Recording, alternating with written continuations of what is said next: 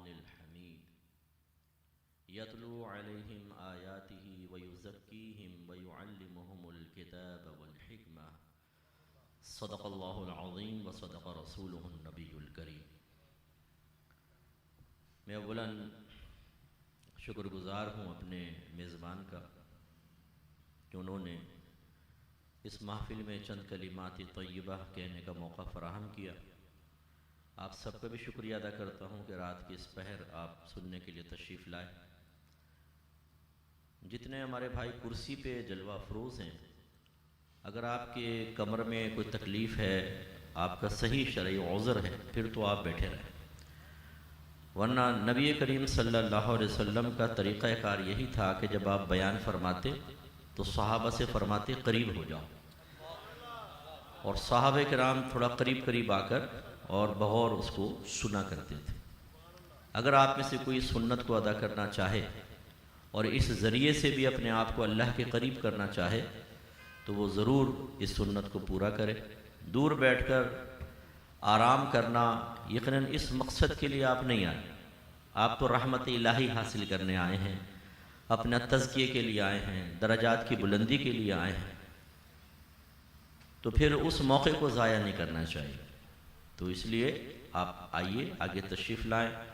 ये ज़रूर होता है कि जो यहाँ बैठे होंगे बेचारे, कोई अपनी कमर यूँ सीधी करेगा, कभी यूँ करेगा, कभी यूँ करेगा, और ये भी पॉसिबल है कि शैतान आपके कान में कहेगा ज़रा साइड में देख, वो देखेंगे कुर्सी पे कोई बैठा नज़र आएगा तो कहेगा यार तू भी वहाँ बैठ जाता ना, कितना अच्छा था, देख मौका था ना, कुर्सी खाली थी लेकिन तो यहाँ आके बैठ गया। तो शैतान कभी नहीं चाहेगा कि इंसान अल्लाह के लिए कोई मशक्क़त या सुन्नत के करीब रहते हुए कोई ऐसा अमल इख्तियार करे कि जो दराजात की बुलंदी का सबब बने। समझदारी बस ज़रूरी है, ठीक है ना, समझदारी ज़रूरी है। अगर मेज़बान महफ़िल ऐलान कर दे जो यहाँ बैठेगा उसे 5,000 रुपये मिलेंगे, जो कुर्सी पे बैठेगा उसको 1,000 रुपये मिलेंगे, अब कोई कुर्सी पे बैठा हुआ आपको नज़र नहीं आएगा, अब सब महफ़िल में हो। तो इसी तरीक़े से मैं आपको अल्लाह का एक गोया के एक पैगाम जो कुरान और हदीस के निचोड़ है वो आपको मैंने सुनाया कि जो इस महफ़िल में करीब आकर बैठता है उस पर बड़ी रहमतें बरकतें नाज़िल होती हैं। उसूल बरकत के लिए एक हदीस आपको सुना देता हूँ। नबी करीम सल्लल्लाहु अलैहि वसल्लम फरमाते हैं कि अल्लाह ताला के चंद फरिश्ते ऐसे हैं जो दुनिया में सैर करते रहते हैं, सयाहून हैं, सैर करते रहते हैं। जब वो देखते हैं कि किसी मकाम पर कुछ लोग जमा होकर अल्लाह तबारक व तआला का जिक्र कर रहे हैं तो वो उस महफिल को आकर घेर लेते हैं, और इतने कसीर तादाद में होते हैं कि सरकार फरमाते हैं कि ज़मीन से आसमान तक फरिश्ते ही फरिश्ते हो जाते हैं।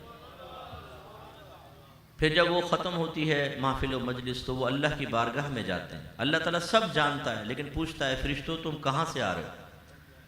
तो कहते हैं कि अल्लाह ताला तेरे जिक्र की महफिल थी, वहाँ गए थे, उधर से आ रहे। तो अल्लाह ताला फरमाता है कि मेरे बंदे किस चीज़ की तमन्ना कर रहे थे?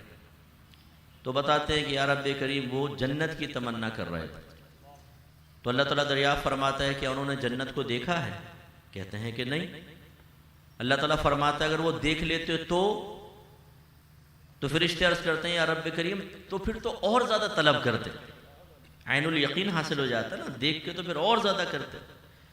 फिर अल्लाह ताला दरियाफ़्त फरमाता है वो किस चीज़ से पनाह तलब कर रहे थे? वो अर्ज़ करते हैं या रब्बे करीम वो जहन्नम से पनाह तलब कर रहे थे। फिर यही सवाल कि क्या उन्होंने जहन्नम को देखा है? फरिश्ते कहते हैं कि नहीं। अल्लाह ताला फरमाता है कि अगर वो देख लेते तो अर्ज़ करते फिर तो और ज़्यादा पनाह तलब करते। तो अल्लाह ताला इरशाद फरमाता है कि फरिश्तों गवाह हो जाओ कि जितने उस महफिल में शरीक थे मैंने सब की बख्शिश व मग़फ़िरत कर दी। अब एक गौर तलब बात है, पहले ये सुन लो फिर नारा लगाइए एक साथ। अब एक गौर तलब बात, फरिश्ते कहते हैं या रब्बे करीम उनमें एक शख्स ऐसा भी बैठा हुआ था जो तेरे जिक्र के लिए नहीं आया था, अपने किसी काम के लिए आया था लेकिन उनके साथ आकर बैठ गया था।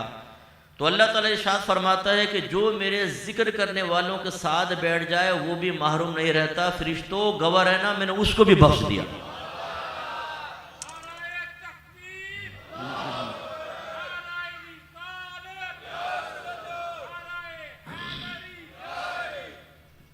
तो अब इससे एक बात का जवाब भी हो गया, खुसूसन मेरे यंगस्टर्स जो है ना वो ज़रा जहन में रखें। लोग आपको कहते हैं तुम लोग जाते क्यों, हलवे मांडे खाने जाते हो, बिरयानियाँ खाने जाते हो? आप बोले हाँ खाने जाते हैं। बहुक्म हदीस अगर बिरयानी भी खाने जाएंगे ना जिक्र की महफिल में, अल्लाह ताला तब भी हमारी बख्शिश फरमा देगा। हालांकि हमारा कस्द इरादा कोई खाना खाने का ही नहीं होता, अल्लाह के जिक्र की महफिल में आते हैं, नबी के जिक्र की महफिल में आते हैं। लेकिन कोई अगर इस नियत से भी आया हो ना, आपने किसी दोस्त से कहा हो कि यार तू ना जा लेकिन चल बिरयानी बहुत अच्छी मिलती है आखिर में खा लियो, उसने कहा चलो यार बिरयानी के लिए आ जाओ, वो भी महरूम नहीं रहेगा। तो इसलिए इस किस्म की महफिल जब हो तो बड़े ज़ौक़ से, बड़े शौक़ से आएँ, अल्लाह ताला की रहमत की उम्मीद में आएँ, इखलास के साथ आएँ। हो सकता है यही मजलिस और महफिल आपकी मेरी बख्शिश और मग़फ़िरत का सबब बन जाए। एक मरतबा बुलंद आवाज़ से दुरूद पाक पढ़ दें, अल्लाहुम्मा सल्लि अला सय्यिदिना व मौलाना मुहम्मदिन व अला आलि सय्यिदिना व मौलाना मुहम्मदिन व आलिही व बारिक वसल्लम। मैंने एक आयत करीमा आपकी खिदमत में ज़िक्र की है जिसमें अल्लाह ताला ने अपने हबीब करीम सल्लल्लाहु अलैहि वसल्लम के मबऊस फरमाने के कुछ मकासिद का तज़किरा किया। हम सब अल्हम्दुलिल्लाह मुसलमान हैं, अल्लाह ताला के फ़ज़ल व करम से उसके हबीब की उम्मत में पैदा किए गए हैं और नूरुन अला नूर के अहले महब्बत में से हैं। ये तीन बहुत बड़े इनाम, इसका अक्सर अपनी दुआओं में शुक्र अदा किया करें। जब भी आप दुआ मांगे पहले इजहार तशक्कुर करें, इसके बाद फिर कुछ तलब किया करें कि अल्लाह तेरा शुक्र है कि तूने अपने हबीब की उम्मत में पैदा किया, मुसलमान बनाया और अहले महब्बत में से बनाया। ये मामूली इनाम नहीं है, आप मरकर देखें आपको पता चलेगा। मादल्ला ये नहीं कह रहा हूँ खुदकुशी कर लें, लेकिन जब आप फौत होंगे तो आपको पता चलेगा कि कितना बड़ा इनाम आपको मिला था। और खुसूसन जब मैदान महशर में नबी करीम सल्लल्लाहु अलैहि वसल्लम की निस्बत से आपको VVIP प्रोटोकॉल मिल रहा होगा कि रहमत कौनैन सल्लल्लाहु अलैहि वसल्लम इरशाद फरमाते हैं कि खुदा की कसम जब तक मैं दाखिल जन्नत ना हो जाऊं पिछले तमाम नबियों पे जन्नत हराम है, और जब तक मेरी सारी उम्मत दाखिल जन्नत ना हो जाए पिछली उम्मतों पे जन्नत हराम है। आप सबसे आखिर में आए हैं लेकिन जन्नत में सबसे पहले जाएं,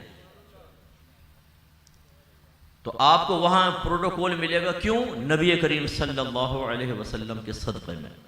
तो इसका शुक्र अदा किया करें, इजहार तशक्कुर ज़रूरी है। तो अल्लाह तबारक व तआला ने अपने हबीब की उम्मत में पैदा फरमाया। अल्लाह ताला कामिल, कोई ऐब है? बताइए कोई ऐब? जितनों के भी माबूद हैं सब में कोई ना कोई ऐब होगा, लेकिन हमारा माबूद वो है जो बेऐब है, इसमें कोई ऐब नहीं, कामिल तरीन।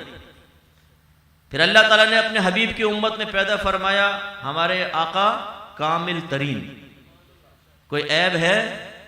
जो ऐब निकाले वो खुद ऐबदार होगा, उसको अपने ईमान में और अपनी असल में जांच पड़ताल करने की जरूरत है कि वो असल का भी है कि नहीं, क्योंकि जिसकी असल में खता होगी वही मेरे आका सल्लल्लाहु अलैहि वसल्लम की तरफ इशारे करके एतराज करेगा। बेऐब नबी। फिर सहाबा किराम अलैहिम रिज़वान, अल्लाह ताला ने उनको महफूज रखा। अल्लाह ने हमें वो सहाबा अता फरमाया, हर सहाबी जन्नती। अभी सहाबा पैदा भी नहीं हुए, अल्लाह ने मखलूक पैदा ही नहीं की। अल्लाह ताला अज़ली है, हमेशा से है, उसकी सिफात भी हमेशा से हैं। इल्म भी अल्लाह की सिफत है, कलाम भी अल्लाह की सिफत है, सिफात ज़ातियाँ हैं। अल्लाह ताला के इल्म में था बाद में कुछ मेरे नबी पैदा होंगे, फिर आखिरी नबी आएगा, फिर उसके असहाब होंगे, उनके माबैन कुछ मुआमलात भी होंगे। इल्म है, लेकिन अजल से ही कलाम फरमा रहा है रज़ियल्लाहु अन्हुम व रदू अन्हु, अल्लाह उनसे राजी, वो अल्लाह से राजी। तो ये बस अपने ये भी एक चीज ज़हन में रखिएगा, तमाम सहाबा क़तई जन्नती हैं।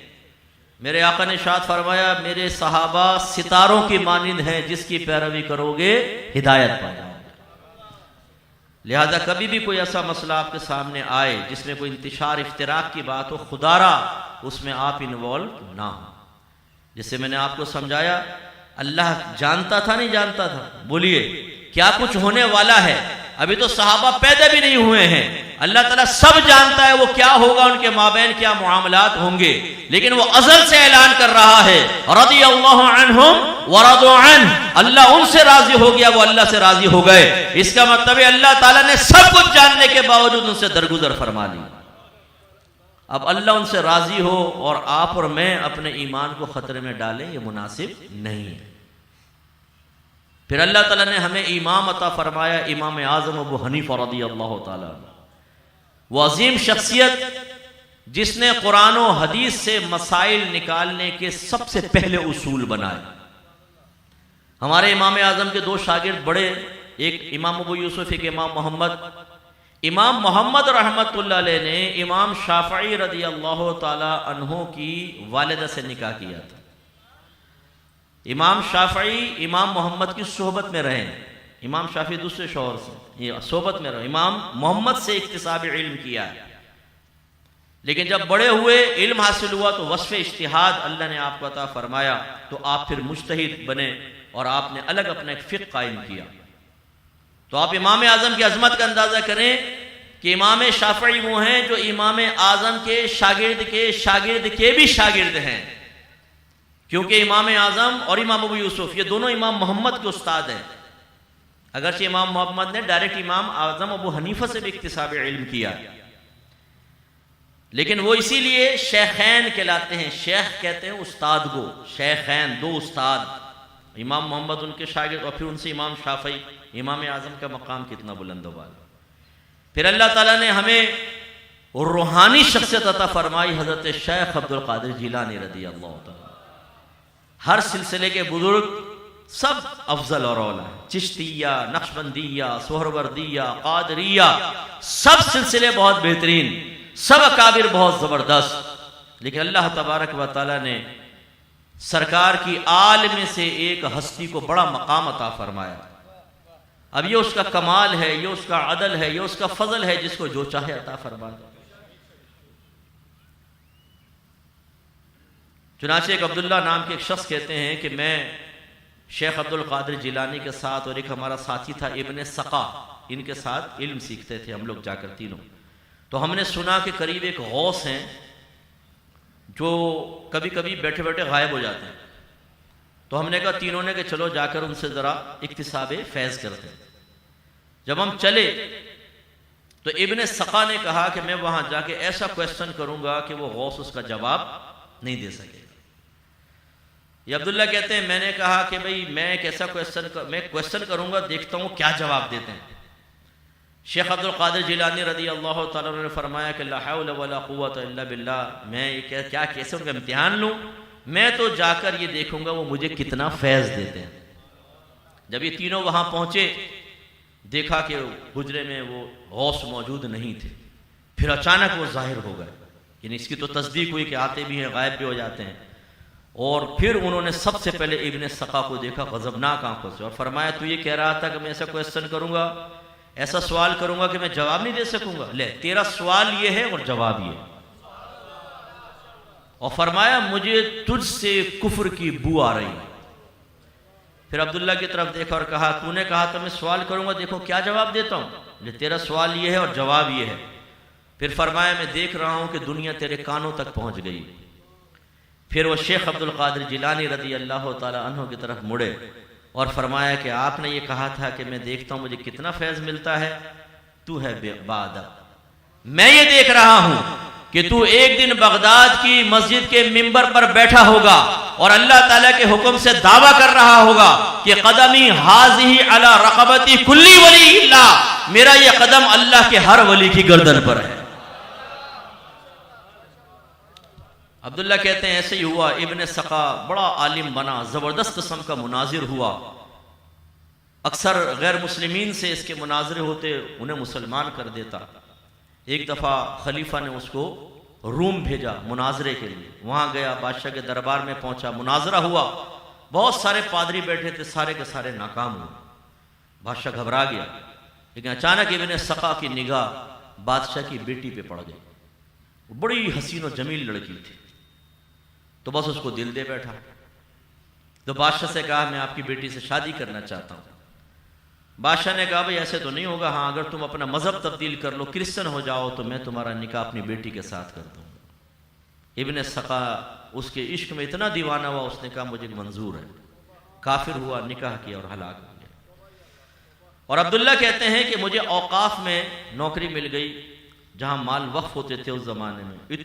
इतनी दुनिया, यानी वो पैसा और माल इतना मैंने देखा कि वाकई दुनिया मेरे कानों तक पहुंच गई।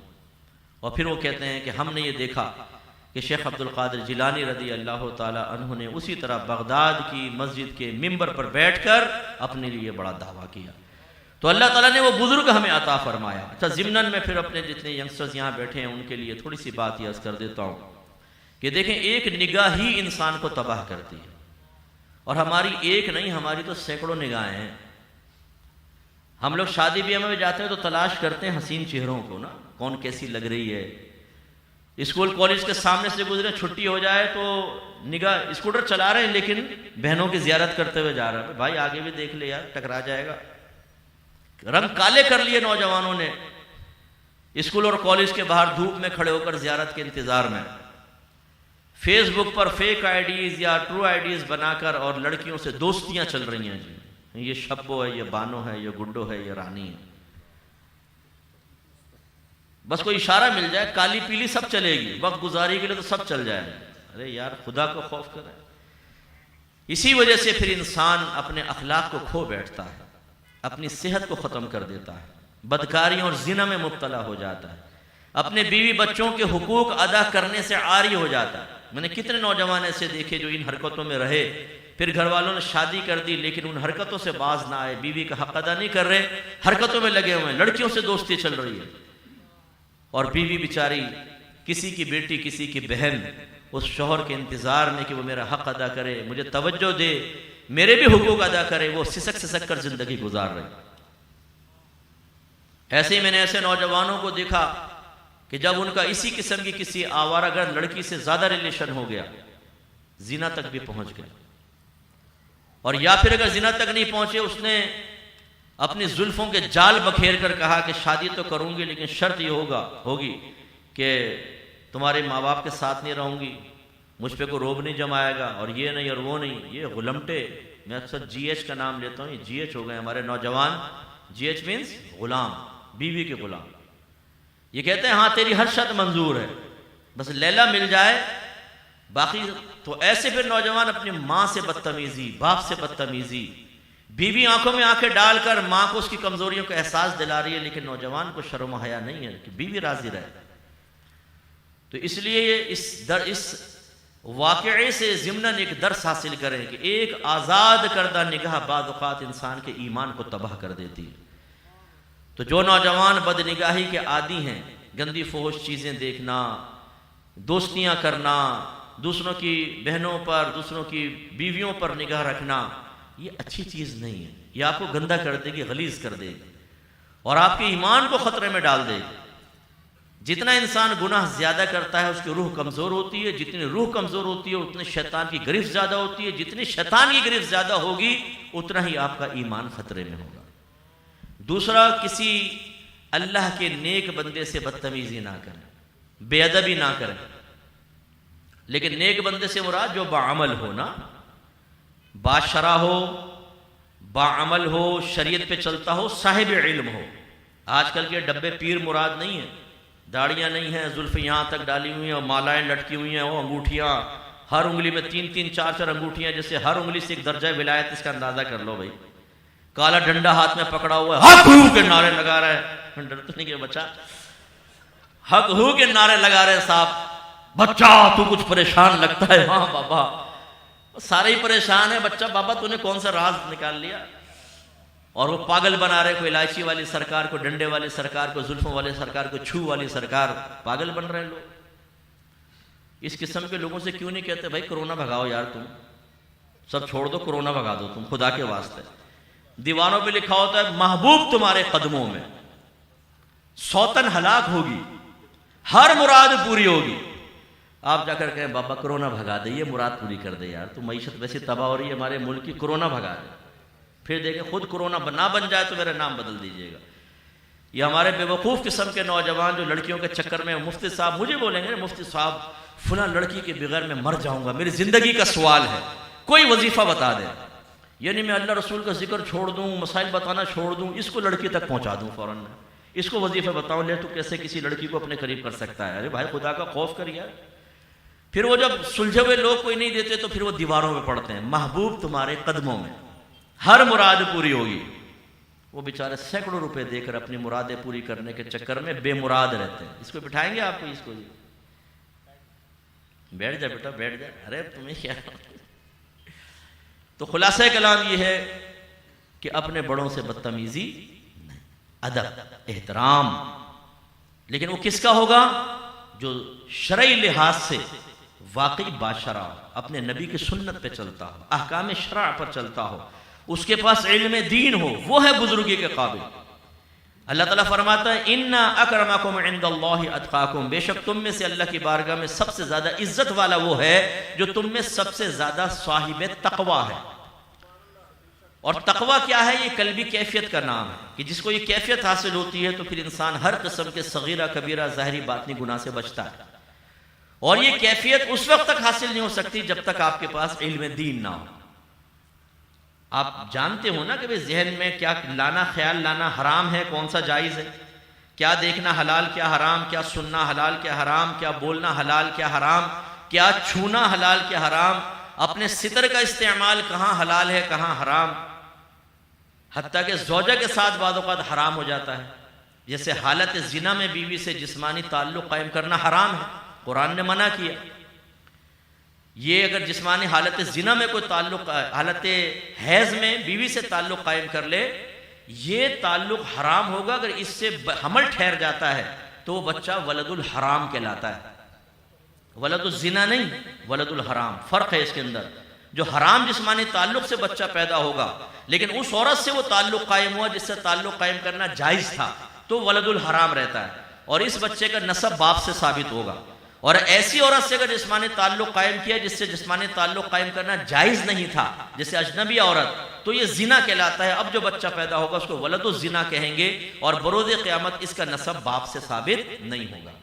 नौजवानों के लिए ख़ास तौर पर अर्ज़ करता हूँ, बाज़ औक़ात लड़की करीब आई, रिलेशन कायम हुआ, ज़िना हो गया, हमल ठहर गया, बाद में नौजवान उससे शादी कर लेता है। आपके शादी करने से वो बच्चा वलद ज़िना से नहीं निकलेगा, याद रखें, क्योंकि उसका क़ियाम ज़िना के बदले में हुआ था। लिहाजा मैदान महशर में जब वो बच्चा लाया जाएगा तो बाप के नाम से नहीं पुकारा जाएगा, उसको सिर्फ माँ के नाम से पुकारा जाएगा और वो वलद ज़िना होगा। वो अपने बाप का गिरीबान पकड़ेगा कि तूने ऐसा क्यों किया कि मुझे इस तरह मैदान महशर में एक तरह से रुस्वा कर दिया। इसलिए मेरे नौजवानों, बाद हमारे नौजवान जब कोई जिनसे मुखालिफ करीब आना शुरू होती है तो उसको कामयाबी से ताबीर करते हैं ना। अपने दोस्त से कहते हैं आज तो कामयाबी हुई है। क्या हुई है? उसने मुस्कुरा के मुझे देखा है, उसकी भी मेल आ गई है, उसका एक व्हाट्सएप आया, अरे भाई ये कामयाबी नहीं, ये नाकामी है, ये तबाही है।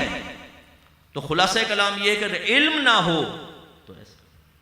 इसी तरह मेरे आका सल्लल्लाहु अलैहि वसल्लम ने फरमाया, अगर मेरी बहनें भी मुझे समाअत फरमा रही हैं तो ज़रा तवज्जो से सुनिए।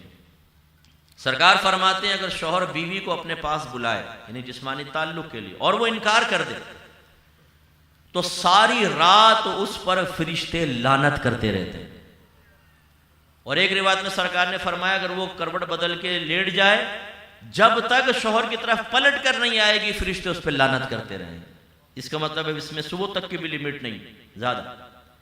अब हमारे बाद लोग कहते हैं मुफ्ती साहब घर में बिल्कुल बरकत नहीं है, बड़ी बेबरकती है। बेबरकती इसलिए है कि हमारे पास इल्म नहीं है। जब इल्म नहीं होता इस तरह की सूरत हाल होती है।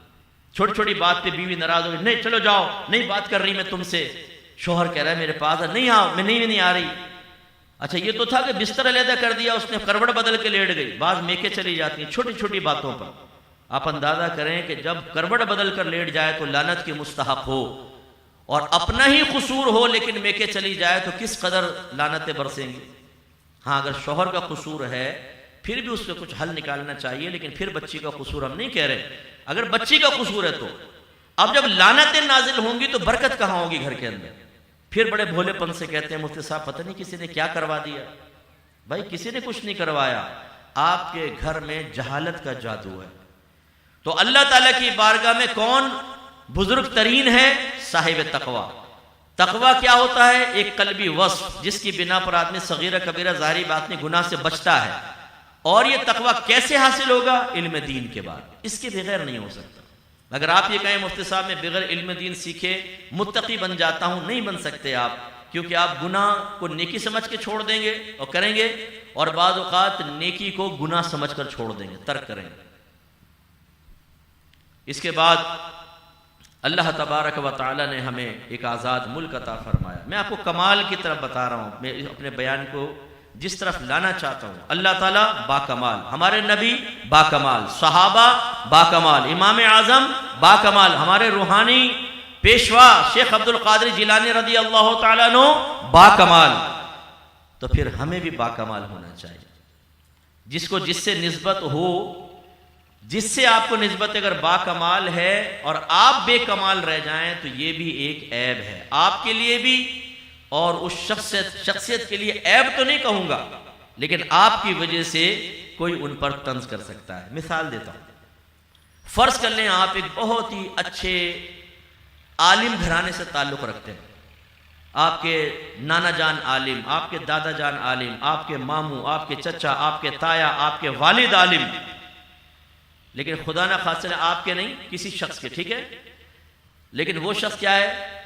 चरस पीता है, रोड पे लड़कियों को छेड़ रहा है, चरस पी रहा है, तो आप उसे क्या कहेंगे? यार कुछ शर्म कर, अल्लाह ने तुझे इतने इल्मी घराने में पैदा किया और तेरी ये हालत है। कहेंगे नहीं कहेंगे? कहेंगे नहीं कहेंगे? अच्छा, अब अगर फर्ज कर लें उसके वालिद साहब, नाना, दादा गुजर रहे हों, लोग उनके हाथ चूम रहे हैं और एक तरफ वो चरस पी रहा हो, अगर उनकी निगाह पड़ेगी उस पर तो उनको दुख होगा ना? दुख होगा नहीं होगा? और अगर लोग भी देखकर, पहले दादा जान को देखे इतने बड़े आलिम और ये पोता चरसी, सॉरी बेटा आपकी तरफ इशारा हो गया, नीचे करना था, पोता चरसी, तो लोग जब उसको देखकर इधर देखेंगे तो ये गिल्टी फील करेंगे नहीं करेंगे? अब मैं आपसे पूछूं उस चरसी पोते को क्या करना चाहिए बताओ जरा, सब समझदार है ना, क्या करना चाहिए उसको? बोले, नंबर 1 उसे हया शर्म करनी चाहिए, निस्बत और ताल्लुक को देखना चाहिए, तुझे अल्लाह ने किस घराने में पैदा किया, यार शर्म कर, हया कर। नंबर 2 उसे गंदी चीजें छोड़नी चाहिए। नंबर 3 उसे इल्म दीन सीखना चाहिए। नंबर 4 जो लेवल अल्लाह ने उसको अता फरमाया किसी की निस्बत से उसकी कदर करते हुए उस लेवल पर अपने आप को लाना चाहिए। अब मैं आपसे पूछता हूं, अल्लाह बाकमाल, उसके रसूल बाकमाल, इमाम हमें बाकमाल मिले, रूहानी हस्ती हमें बाकमाल मिली, हम बाकमाल हैं कि नहीं? हम क्या कर रहे हैं? हम किस स्टेज पर हैं? अभी आपने कहा कि यार बहुत शर्म की बात है कि इतनी बाकमाल हस्तियों का साथ मिले और फिर एक खानदान में ऐसा निकला है, तो हम कहते हैं यार इसने तो खानदान खराब कर दिया। कहते नहीं कहते? अब यहां गोया कि खानदानी बात तो नहीं है, लेकिन एक क्रिश्चियन, एक गैर मुस्लिम अगर आपको देखता है, आप कौन है जी? मुसलमान। अच्छा भाई आप अल्लाह को मानते हैं और इन औसाफ के साथ, भाई आपका रब तो बड़ा बाकमाल, आपके नबी बड़े बाकमाल, इमाम आजम बड़े बाकमाल, शेख अब्दुल कादिर जिलानी बड़े बाकमाल, यार लेकिन तुम क्या कर रहे हो? तो क्या इसमें कोई मकाम हया और शर्म है या नहीं है? इस पर अब आपको गौर करना है। मैं भी गौर करूंगा, ये नहीं कि मेरे चेहरे पे दाढ़ी है, मेरे सर पे इमामा है, आप मुझे एक आलिम और मुफ्ती की हैसियत से जानते हैं तो मैं अपने आप को बिल्कुल मावरा तस्वुर करूं। आपसे ज्यादा मुझे सोचना चाहिए, इसलिए कि इमाम आजम अबू हनीफा रज़ी अल्लाह ताला अन्हु एक मरतबा बारिश के बाद एक गली से गुजर रहे थे, तो गली में कीचड़ जमा था, एक नौजवान सामने से आता नजर आया, तो इमाम आजम अबू हनीफा रज़ी अल्लाह ताला अन्हु ने फरमाया, नौजवान संभल कर चलना, कहीं गिर ना जाना। उसने कहा, मुसलमानों के इमाम आप भी संभल कर चलिए, क्योंकि अगर मैं गिरा तो अकेला गिरूंगा और आप गिर गए तो पूरी कौम गिर जाए। समझे आप? किसने उसने जुमानी बात कही कि मेरा गिरना तो कीचड़ में गिरना होगा, जाहिरी बदन आलूदा होगा, आपसे खता हो गई, आपसे कोई मसला हो गया, आपने बेहतियाती की, आपने अपने किसी गलत अमल को कौम के सामने बतौर दलील पेश कर दिया, तो कौम बेअमल हो जाएगी, पूरी की पूरी कौम गिर जाएगी। कि जब इमाम बिगड़ जाता है तो कौम भी खराब हो जाती है। इसलिए हमें ज्यादा सोचना चाहिए, हमें ज्यादा परवाह करनी चाहिए। इसीलिए हाथ जोड़कर मादरत, अगर कोई मेरा बाद में बयान सुने, अभी भी लाइव सुन रहा हो, अल्लाह ताला हमें भी हमारे बड़ों को भी समझ अता फरमाए। अपने झगड़े कभी यूट्यूब पे ना डालें, टेबल टॉक करें, कैसे भी झगड़े हों, इल्मी हों, अकायद के एतबार से हों, उन्हें ऐलानिया ना करें। कौम नहीं समझती है, कौम कहती है लड़ रहे हैं मौलवी आपस में, एक किसी की अकीदत में दूसरे आलिम को मां बहन की गालियां बकरा होता है, दूसरा उसकी अकीदत में इसकी मां बहन को गालियां बकरा होता है। शायद ये तौबा करके उलमा बच जाएं कि वो इल्म रखते हैं, लेकिन एक जाहिल आदमी जिसको पता ही नहीं मैं कितनी बड़ी बेअदबी कर रहा हूं, सकता है अपनी आखिरत बर्बाद कर। और दूसरी बड़ी मादरत के साथ हम लड़ लड़कर अपनी नस्लों को इतना आपस में नफरत दे जाएं, एक नफरत का वायरस इंजेक्ट कर जाएं कि हम दुनिया से रुखसत हो जाएं, वो कभी एक दूसरे की शक्ल तक ना देखे। क्या ये दीन की खिदमत है? इसको हमें सोचना होगा। इसमें सिर्फ उलमा का ही नहीं, आप सबका भी किरदार होना चाहिए। खुदारा एक तकरीर सुनकर, एक बयान सुनकर, किसी के किसी पर कोई कमेंट सुनकर एकदम जोश में ना आ जाया करें, एकदम कीबोर्ड ना संभाल लिया करें, एकदम व्हाट्सएप ना संभाल लिया करें, मां बहन की गालियां देना शुरू ना कर दिया करें। आप में से तो बहुत से इख्तिलाफ की वजह तक नहीं जानते होते, इख्तिलाफ की गहराई को नहीं समझते, लेकिन वफादारी का सबूत देने के लिए, अकीदत के इजहार के लिए, मोहब्बत का सबूत देने के लिए कि मैं बहुत ज्यादा अकीदत रखता हूं, मैदान अमल में कूद जाते हैं। मैदान जंग कहूं तो बुरानी, मैदान जंग में कूद जाते हैं। इतनी नफरतें मैंने देखी हैं, बड़े चले गए और एक दूसरे से हाथ तक नहीं मिलाते। क्यों? हमारा बड़ा तुमसे नाराज था, हम भी नहीं। इस वक्त हमारी उम्मत को प्यार मोहब्बत की जरूरत है, अहले सुन्नत को करीब रहने की जरूरत है। इख्तिलाफ हमेशा होंगे, रहे हैं, क़यामत तक चलते रहेंगे। इसलिए कि मेरे आका सल्लल्लाहु अलैहि वसल्लम फरमाते हैं, मैंने अल्लाह से 3 दुआएं मांगी, 2 अल्लाह ने कबूल कर ली और तीसरी से मुझे रोक दिया गया। तीसरी दुआ क्या थी? सरकार ने कहा, मैंने चाहा कि अल्लाह से अर्ज करूं कि अल्लाह ताला मेरी उम्मत में आपस में इख्तिलाफ पैदा ना हो। अल्लाह ताला ने मुझे दुआ से रोक दिया। इसका मतलब इख्तिलाफ तो चलता रहेगा, चाहे वो जाती इख्तिलाफ हो, इल्मी इख्तिलाफ हो, लेकिन उस इख्तिलाफ को किस तरीके से करना है, उसे हवा देनी है, उस शोले को फूंके मार मार के बड़ी आग बनाना है, या उस पर राख डाल के पानी डाल के बुझाना है, ये आपका मेरा काम। खुदारा ऐसा ना करें, पोलाइटली ठंडे दिल से मामलात को देखें। तो खुलासा कलाम क्या हुआ? तवज्जो फरमाई। अल्लाह ताला ने इतनी बड़ी नेमत अता फरमाई, अभी आपने इकरार किया कि जिससे ताल्लुक कायम हो जाए वो बड़ी हस्तियां हो, तो इंसान को शर्म करनी चाहिए कि मैं क्या कर रहा हूं। तो ये लम्हा फिक्रिया है, आपको मुझे सोचना चाहिए, हम उलमा को ज्यादा सोचना चाहिए। अब आइए, जो मैंने आयत अर्ज की थी, अब हम सहाबा के दौर में चले जाते हैं जरा। अल्लाह ताला फरमाता है, यतलु अलैहिम आयातिही व युज़क्कीहिम व युअल्लिमुहुमुल किताब वल हिक्मा। ये रसूल इन सहाबा के सामने कुरान की तिलावत फरमाते हैं, इनका तज़किया नफ्स करते हैं और इन्हें किताब और हिकमत सिखाते हैं। 3 चीजें। कुरान पढ़ते हैं। अच्छा, जब सरकार कुरान पढ़ते थे, सहाबे किराम अहलुल लिसान थे, उनकी मदर लैंग्वेज अरेबिक थी। इसका मतलब है सरकार कुरान पढ़ रहे तो वो समझते थे सामने वाले, ठीक है। नंबर 2, फिर सरकार ने उनका तज़किया नफ्स किया। नफ्स कहते हैं जात को, रूह को भी कहते हैं। सरकार ने उनकी रूहों को पाकीज़ा कर दिया, उनकी जान को पाकीज़ा कर दिया। और ये पाकीज़गी 3 तरह की अता फरमाई सरकार। नंबर 1, उनके अकीदों को ठीक किया, तो अकीदे की पाकीज़गी हासिल हो गई। नंबर 2, सरकार ने अहकाम शरइया अमलिया उनको सिखाया, तो अल्लाह ताला की इबादात और दीगर जो आपस के मामलात थे उनमें सफाई और निखार पैदा हो गया। तीसरा, मेरे आका सल्लल्लाहु अलैहि वसल्लम ने उनको गुनाहों की मारिफत अता फरमाई, गुनाहों से नफरत दिलवाई, उनके किरदार, उनके अखलाक को खूबसूरत कर दिया। इस तरह उनको पूरा मुकम्मल तज़किया नफ्स हासिल हुआ। अकीदा भी बिल्कुल ज़बरदस्त, तमाम इबादात कामिल तरीके से अदा करते थे, मुआमलात आपस के बिल्कुल शरीयत के मुताबिक, और हर सगीरा कबीरा, ज़ाहिरी बातनी, रूहानी, जिस्मानी, हर किस्म के गुनाह से महफूज रहते थे। ये तज़किया नफ्स करने वाला कौन है? मेरे आका। मुज़क्की कौन है? मेरे आका। और मुज़क्का कौन है? सहाबा किराम। और तीसरी चीज, सरकार ने उन्हें किताब और हिकमत सिखाई। किताब से मुराद कुरान पाक, और हिकमत से मुराद, बाज ने कहा कि कुरान 2 तरह के, एक तो ज़ाहिरी कुरान है, आप पढ़ते हैं जो आप तर्जमे से समझ सकते हैं, और एक है बातिनी कुरान अल्लाह का मकसूद क्या है, उसमें राज क्या है, उसमें लताइफ क्या क्या है।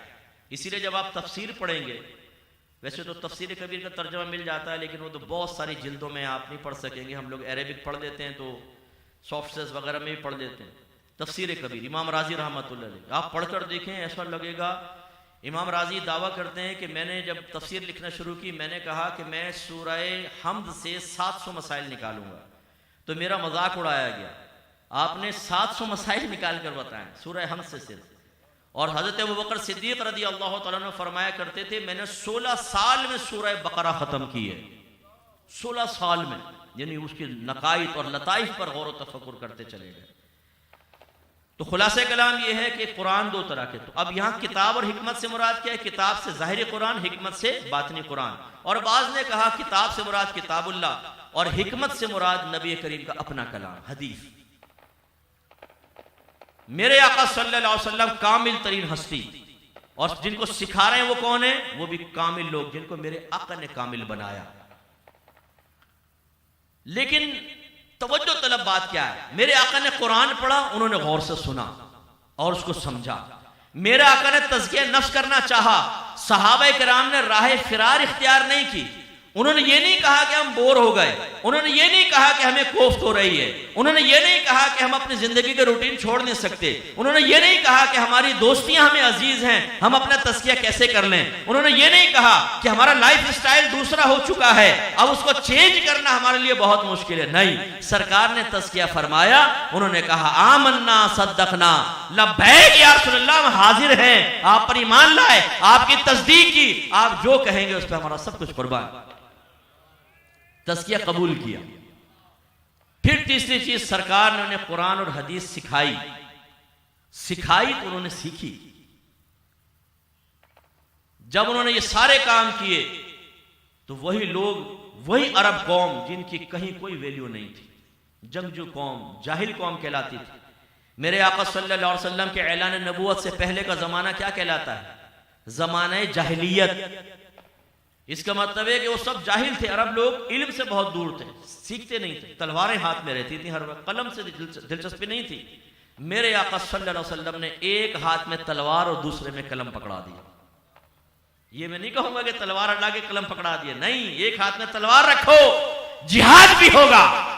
इस्लाम को जब ताकत की जरूरत होगी तो ताकत से हमला किया जाएगा, और जब ताकत की जरूरत नहीं होगी तो दलील से बात की जाएगी और कलम चलाया जाएगा। सरकार ने उनको कुरान और हदीस सिखाया तो उन्होंने खुशदिली से उसको सीखा, तो बाकमाल हो गए। उन्होंने कुरान सुना, तज़किया नफ्स को कबूल किया, कुरान और हदीस सीखी, बाकमाल हो गए। और ऐसे बाकमाल हो गए कि मैं यहां बैठे कम इल्म तरीन किसी शख्स से भी पूछूं ना कि क्या क़यामत तक सहाबा से बाकमाल कोई हो सकता है, तो वो कहेगा खुदा की कसम नहीं हो सकता। ऐसा मेरे आका ने उनको बाकमाल बना दिया। इसका मतलब है अगर आपको मुझे भी बाकमाल हस्तियों से निस्बत हासिल है और हम बाकमाल बनना चाहते हैं, तो उसी बाकमाल तरीके को इख्तियार करना होगा जो बाकमाल किताब में बाकमाल नबी और बाकमाल सहाबा के बारे में मनकूल है। नंबर 1, कुरान पाक पढ़ना होगा, कुरान पाक। लेकिन मैंने आपको पहले समझाया कि तर्जमा और तफसीर के साथ। अभी रमजान आ रहा है, आप देखेंगे हमारे घरों में, हमारे घर की जो खवातीन हैं ख़ास तौर पर, और बड़ी बूढ़ी खवातीन होती हैं, दादी जान, नानी जान, वो कुरान खोल के बैठ जाए। 1 कुरान, 2 कुरान, 3 कुरान। हमारे यहाँ कोई फौत हो जाता है, सारे सिपारे लेके बैठ जाते हैं। अगरचे नौजवान तो पढ़ते ही नहीं है, बस इधर उधर देखते हैं, तेरा कितना रह गया, वो इधर उधर देखा 4 सफ़े आगे कर दिए। ये किस तरीके से पढ़ते हैं, इनकी शरारतें मैं जानता हूँ। या बोलेंगे यार तू आधा सफ़ा तू पढ़ दे, 1 सफ़ा मैंने पढ़ा, इस तरह कर आके मुर्दा भी कहता है कम बख्तो, मेरे नाम की रोटियां खा रहे हो लेकिन मुझे ये साले सवाब कामिल नहीं पहुंच रहा तुम्हारी तरफ से। सिर्फ हम ये कुरान, भाई उसमें लिखा क्या है, अल्लाह ताला क्या फरमाना चाह रहा है, कुछ भी पता नहीं। हत्ता कि इमाम साहब जो अरेबिक में दुआएं करते हैं ना, उसमें आमीन आमीन। अब हमारा बच्चा पूछ रहे ना कि अब्बा जानी इमाम साहब क्या कह रहे हैं, बेटा पता नहीं, आमीन बोल आमीन। अब बच्चा पूछे अब्बा जान आमीन का मतलब क्या है, ये भी नहीं पता, बोल आमीन। ये हमारी हालत। आप में से बहुत सौ को आमीन का मतलब भी नहीं पता होगा, किसको कहती है आमीन है क्या। तो हमारे कितने आप में ऐसे बैठे हैं जिन्होंने पूरे कुरान को तर्जमा तफसीर से पढ़ा हो? बहुत से तो ऐसे बैठे होंगे जिन्होंने कई कई सालों से कुरान खोल कर नहीं देखा। खास तौर पे हमारे नौजवान भूल चुके हैं कुरान। और बड़ी मादरत के साथ मैं कभी कभी ये कहता हूँ, नाराज ना हुआ करें, अच्छे अच्छे पक्के नमाजियों का मैंने कुरान सुना, क्योंकि मैंने मदरसा बालिगान बहुत पढ़ाया। आप कितने साल से नमाज पढ़ रहे हैं? 20 साल, आप 25 साल, आप 30 साल। अब जब उनकी नमाज सुनते हैं बिल्कुल गलत से उल्टी सीधी। तो एक तो मैं आपको मशवरा दूंगा इस इज्तिमा पाक की बरकत से, खुदारा अपनी नमाज किसी अच्छे कारी साहब को एक दफा सुना दें पूरी, सना से लेकर और दुरूद शरीफ के बाद दुआ तक पूरी एक एक चीज सुनाएं। आप यकीन करें, अल्लाह ना करे कि आपकी गलती निकले, लेकिन आप में बहुत सारे ऐसे बैठे होंगे जो कहेंगे यार सैकड़ों गलतियां निकल आए, सैकड़ों गलतियां हम करते। ये तो ज़ाहिरी कुरान का मामला है जो हम समझ भी नहीं, उसकी ये हालत है कि कुरान पढ़ नहीं रहे हैं, कुरान समझ नहीं रहे हैं, बस कुरान खानियां या कोई वादा करना है उस पर हाथ रख दिया, जी बच्ची रुखसत हो रही है कुरान के साय में रुखसत कर दिया, कुरान पढ़ने की फुर्सत नहीं है। हालांकि सहाबा इकराम ने नबी करीम से कुरान सुना और समझा, इससे उनके अंदर रूहानी तरक्की और कुव्वत पैदा हो। कुरान बार बार पढ़ने का हुक्म क्यों है? क्योंकि कुरान में अल्लाह ने मुख्तलिफ मज़ामीन बयान फरमाए हैं, अहकाम, दरबुल अमसाल, पिछली कौमों के इबरतनाक वाक़यात, जन्नत की नेमतें, जहन्नम के अज़ाबात। जब आदमी उनको पढ़ता है तो उसकी कैफियत बदलती है। बार बार अज़ाबात पिछली कौमों के पढ़ेगा तो डरेगा कि यार उनको छोटे छोटे गुनाहों पर, जो बज़ाहिर छोटे हैं हमारी नज़रों में लेकिन बड़े थे, उन्हें छोटे छोटे गुनाहों पर अज़ाब हो गया, मुझे भी तो हो सकता है। अगर दुनिया में सरकार की बरकत से इज्तिमाई अज़ाब नहीं है तो मरने के बाद तो हो सकता है। एहसास पैदा होगा, जन्नत के वाक़यात हम पढ़ेंगे और समझ में आएंगे तो जन्नत की तमन्ना बेदार होगी, जहन्नम की आयात पढ़ेंगे तो खौफ पैदा होगा। लेकिन आप देखें, हम कुरान पढ़ते हैं, कोई कल्बी कैफियत बदलती है? कोई कल्बी कैफियत, हाँ कोई अच्छे खुश इल्हान कारी साहब कभी पढ़े ना। एक शख्स का इंतकाल हो गया, बड़ा मारूफ टीवी ड्रामा एक्टर था, वो फौत हो गया। अगर मैं नाम लूँ तो आप सब कहेंगे अच्छा बोला। वो एक दफ़ा मुझे मिल गया स्टूडियो में, क्या लगा मुफ्ती साहब जब मैं कुरान पढ़ता हूं ना मेरी आंखों से आंसू जारी हो जाते। अब ये भी एक शैतानी धोखा। एक कारी साहब ने कुरान पढ़ा, आपने सुना, आपके दिल पे उसकी आवाज ने असर किया, आप रोने लग गए। ये बताओ आपके रोने से फायदा क्या हुआ? आपको तो समझ ही नहीं आ रहा कुरान पाक। असल में आप कुरान की वजह से नहीं रोए, आपके सामने तो अगर सारंगी बजाया जाए ना, सारंगी होती ना, उसी में आंसू निकल आएंगे। वैसे गमनाक बजाते हैं तो उसी में आंसू निकल आएंगे। तो भाई अगर आंसू निकलना कमाल हो तो सारंगी भी आपको वो वली बना देगी ना। ये बाकमाल चीज नहीं। हमने इन चीजों को अपना कमाल समझा हुआ है कि यार मैं नात उधर बैठा, ऐसी उसने नात पढ़ी, ऐसा उसने कुरान पाक की तिलावत की, मेरे आंसू निकल गए, बहुत आंसू निकले। भाई ये आंसू जो हैं ये सिर्फ एक वक्ती कल्बी कैफियत का नतीजा था, ये आपको नफा नहीं देगा। मुतालबा शरा कुछ और है, कुरान समझने का हुक्म है। अल्लाह ताला ने क्या फरमाया? ज़ालिकल किताबु ला रैब फीहि हुदल लिल मुत्तकीन। ये वो ज़ीशान किताब है जिसमें शक की कोई गुंजाइश नहीं, ये मुत्तकीन के लिए जरिया हिदायत है। हिदायत कैसे हासिल होगी? पहली बात कि जिस चीज से आप हिदायत हासिल कर रहे हैं वो आपको समझ में आए। अब सुनिएगा भाई, मैं एक नसीहत कर रहा हूं, इस नसीहत पे अमल करेंगे इंशाअल्लाह आपकी बख्शिश और मग़फ़िरत हो सकती है। ठीक है, बताऊं? ठीक है, ची ची ची ची चौं चौं, जाओ अमल करो और नजात पा जाओ। आप हिदायत पा सकेंगे? क्यों? आप कहेंगे मुफ्ती साहब ये चाइनीज जबान हमें तो समझ में नहीं आई, समझ में आएगी तो वो हिदायत मिलेगी ना। फर्स्ट चीज देखिए, कितने आप समझदार हैं माशाल्लाह। मैं आपसे पूछ रहा हूं, आप जवाब दे रहे हैं, आप जी शऊर लोग हैं कि एक चीज समझ ही ना आए तो हिदायत कैसे हासिल होगी? भाईजान, कुरान की अरबी इबारत समझ में नहीं आ रही, हिदायत कैसे हासिल होगी? सबसे पहले उसको समझना होगा। जब हमने कुरान को छोड़ा, पूरी दुनिया में मुसलमान ज़लील ख़ार हो रहा है। भाई अल्लाह का कलाम है, अल्लाह का कलाम, इसमें करंट है, करंट, इसमें बरकत है, इसमें रूहानियत है, इसमें ताकत है। जब हम कुरान को पढ़ते हैं तर्जमा तफसीर के साथ, रूहानी बालिदगी पैदा होती है, मजबूत हो जाते हैं, हमारे अंदर एक रूहानी हरारत पैदा होती है जिसकी गर्मी से शैतान जलकर पीछे हटता है। हमने कुरान को छोड़ा, ये हालत हो गई। दूसरा तज़किया नफ्स मेरे सरकार ने फरमाया, सहाबा किराम ने कबूल किया। क्या हमने कभी अपने आप को पाकीज़ा करने के लिए जहन बनाया? मैंने 3 चीज़ों में आपको बताया सरकार ने पाकीज़गी अता फरमाई। नंबर 1, अकायद की पाकीज़गी। उनके अकायद आलूदा थे, बुतों की इबादत करना, बुतों के नाम पे जानवर ज़िबाह करना, गैरुल्लाह को खुदा समझकर उनसे मदद तलब करना और बहुत सारे गलत अकीदे, नज़रियात। मिसाल के तौर पे सरकार की एक हदीस है, सरकार ने, साहबी कहते हैं, सरकार ने परिंदा उड़ाने से मना फरमाया। इसकी शरह यह है कि अरब लोग जब किसी सफ़र पे जाने लगते, कोई परिंदा नजर आता तो उसको उड़ाते, शिश। अगर वो सीधी जानिब उड़ के जाता तो कहते हमारे इस काम में बरकत होगी, अगर वो उल्टी जानिब जाता तो वो कहते इस काम में नुकसान होगा, रुक जाते। अगर वो सीधा उड़ जाता तो कहते ना बरकत ना वो, फिर वो फैसला करते भी जाएं या ना जाएं, दोनों चीजें बराबर है। मेरे आका ने फरमाया कोई परिंदा ना उड़ाए, इसके बारे में फरमाया परिंदा ना उड़ाओ, ये तवहुम परस्ती है, ये ना करो। तो मेरे आका सल्लल्लाहु अलैहि वसल्लम ने सहाबा के अकीदे भी सही किए। अकीदे सही करने के लिए चंद चीजें सिखानी थी। नंबर 1, अल्लाह की ज़ात, उसकी सिफात, आसमानी किताबें, नबी, रसूल, नबूवत, रिसालत, जन्नत, दोज़ख, जिन, फरिश्ते, तकदीर, आखिरत, इनके बारे में सरकार ने जो बेसिक और सही कॉन्सेप्ट है वो उनको बताया। ये अपने जहन में अकीदे रखो। जब ये सही तुम्हारे जहन में आएगा तो गलत खुद ब खुद निकल जाएगा। अब मैं आप सबसे गुजारिश करता हूं, माशाअल्लाह हम सब तकरीबन अहले सुन्नत से ताल्लुक़ रखते हैं। तकरीबन का लफ्ज़ इसलिए कहा कि बहुत से हमारे इज्तिमा में दूसरे लोग भी आ जाते हैं सुनने के लिए, शौक़ में। मोस्ट वेलकम, आप तशरीफ़ लाएँ, अच्छी बात है, आप सुने, अच्छी बात कबूल करनी चाहिए। हम एक मुसलमान घराने में पैदा हुए, अहले सुन्नत में पैदा हुए। तो 2 तरह के अकायद होते हैं, एक अकायद इस्लाम, एक अकायद अहले सुन्नत। अकायद इस्लाम तो वो जो मैंने आपको भी बयान किया। अकायद अहले सुन्नत में दीगर चीज़ें, नबी करीम के इल्म गैब के मसाइल, हाजिर नाजिर के मसाइल, या रसूलुल्लाह कहने के मसाइल, तकलीद के मसाइल, नियाज वगैरह, मज़ारात पर हाज़िरी, गैरुल्लाह से इस्तिमदाद करना, या अली कहना, या रसूलुल्लाह वगैरह कहना, ये दीगर चीज़ें इनमें आ जाती है। इस तरह नियाज करना, 11वीं करना, 12वीं करना, तीजा करना, 40वां करना, ये मामूलात अहले सुन्नत में आता है।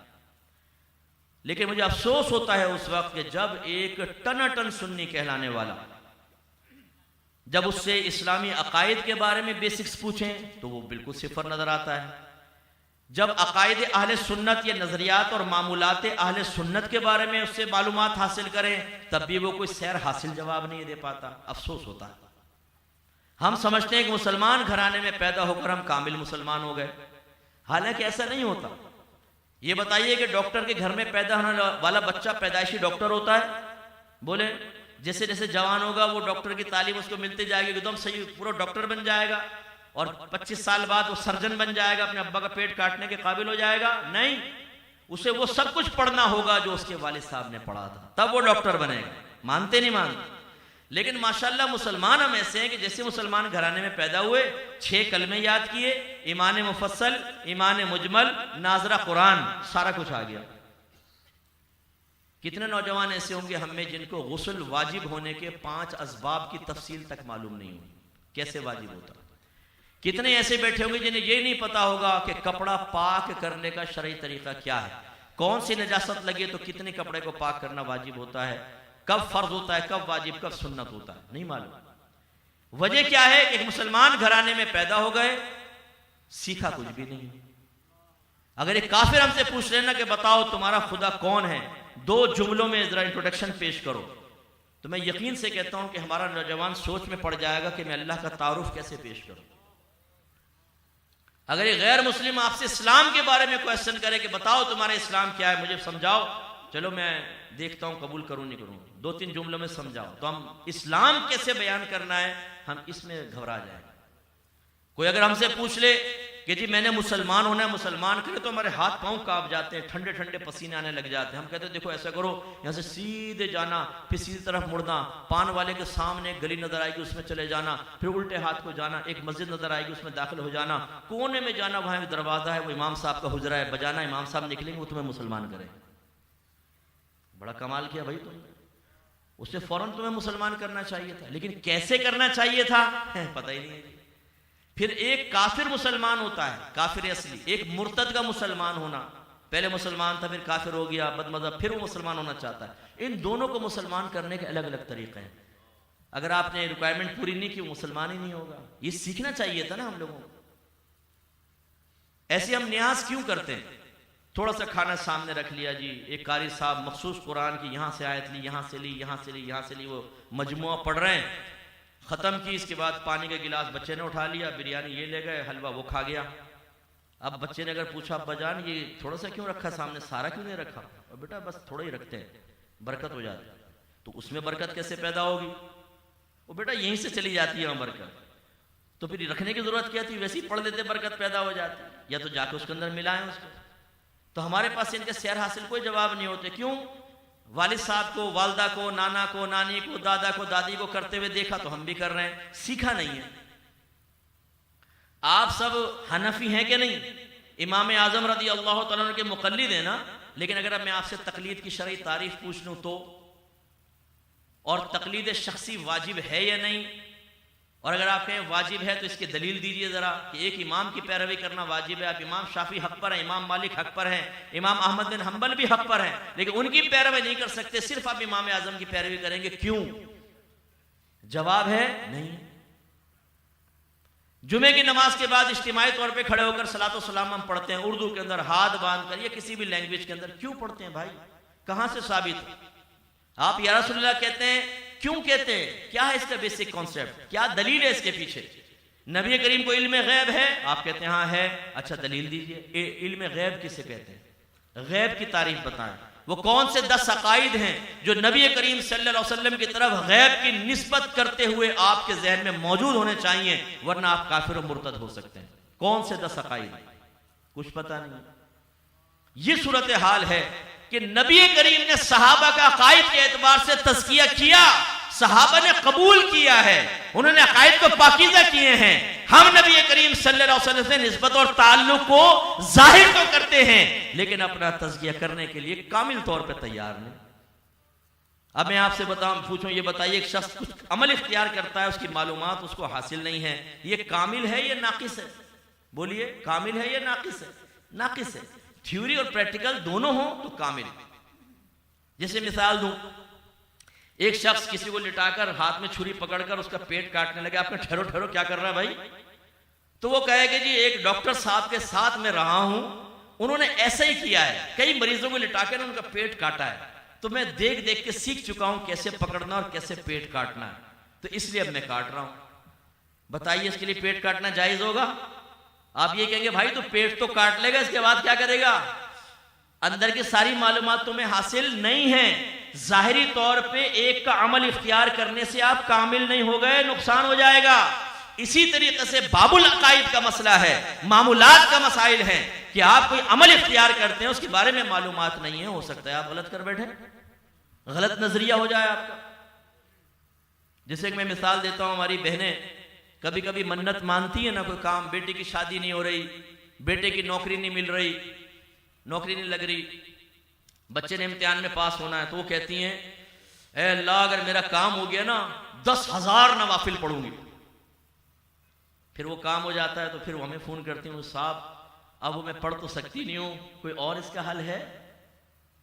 अब जब हम प्यार से पूछते हैं कि बहन ये बताइए कि आपने 10,000 का लफ्ज कहा क्यों था, तो साबित होता है कि मारिफत खुदाबंदी की कमी थी।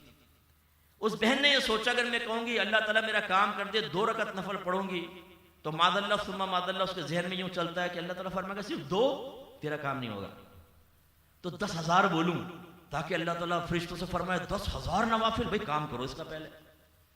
यानी गोया कि मारिफत ना होने की बिना पर अल्लाह ताला को बिल्कुल बंदों की तरह ट्रीट करना।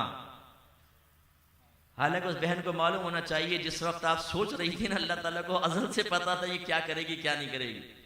और जब आपने 10,000 का लफ्ज कहा, अल्लाह ताला जानता था बंदी बोल रही 10,000 करेगी नहीं, वो अल्लाह ताला सब जानता है।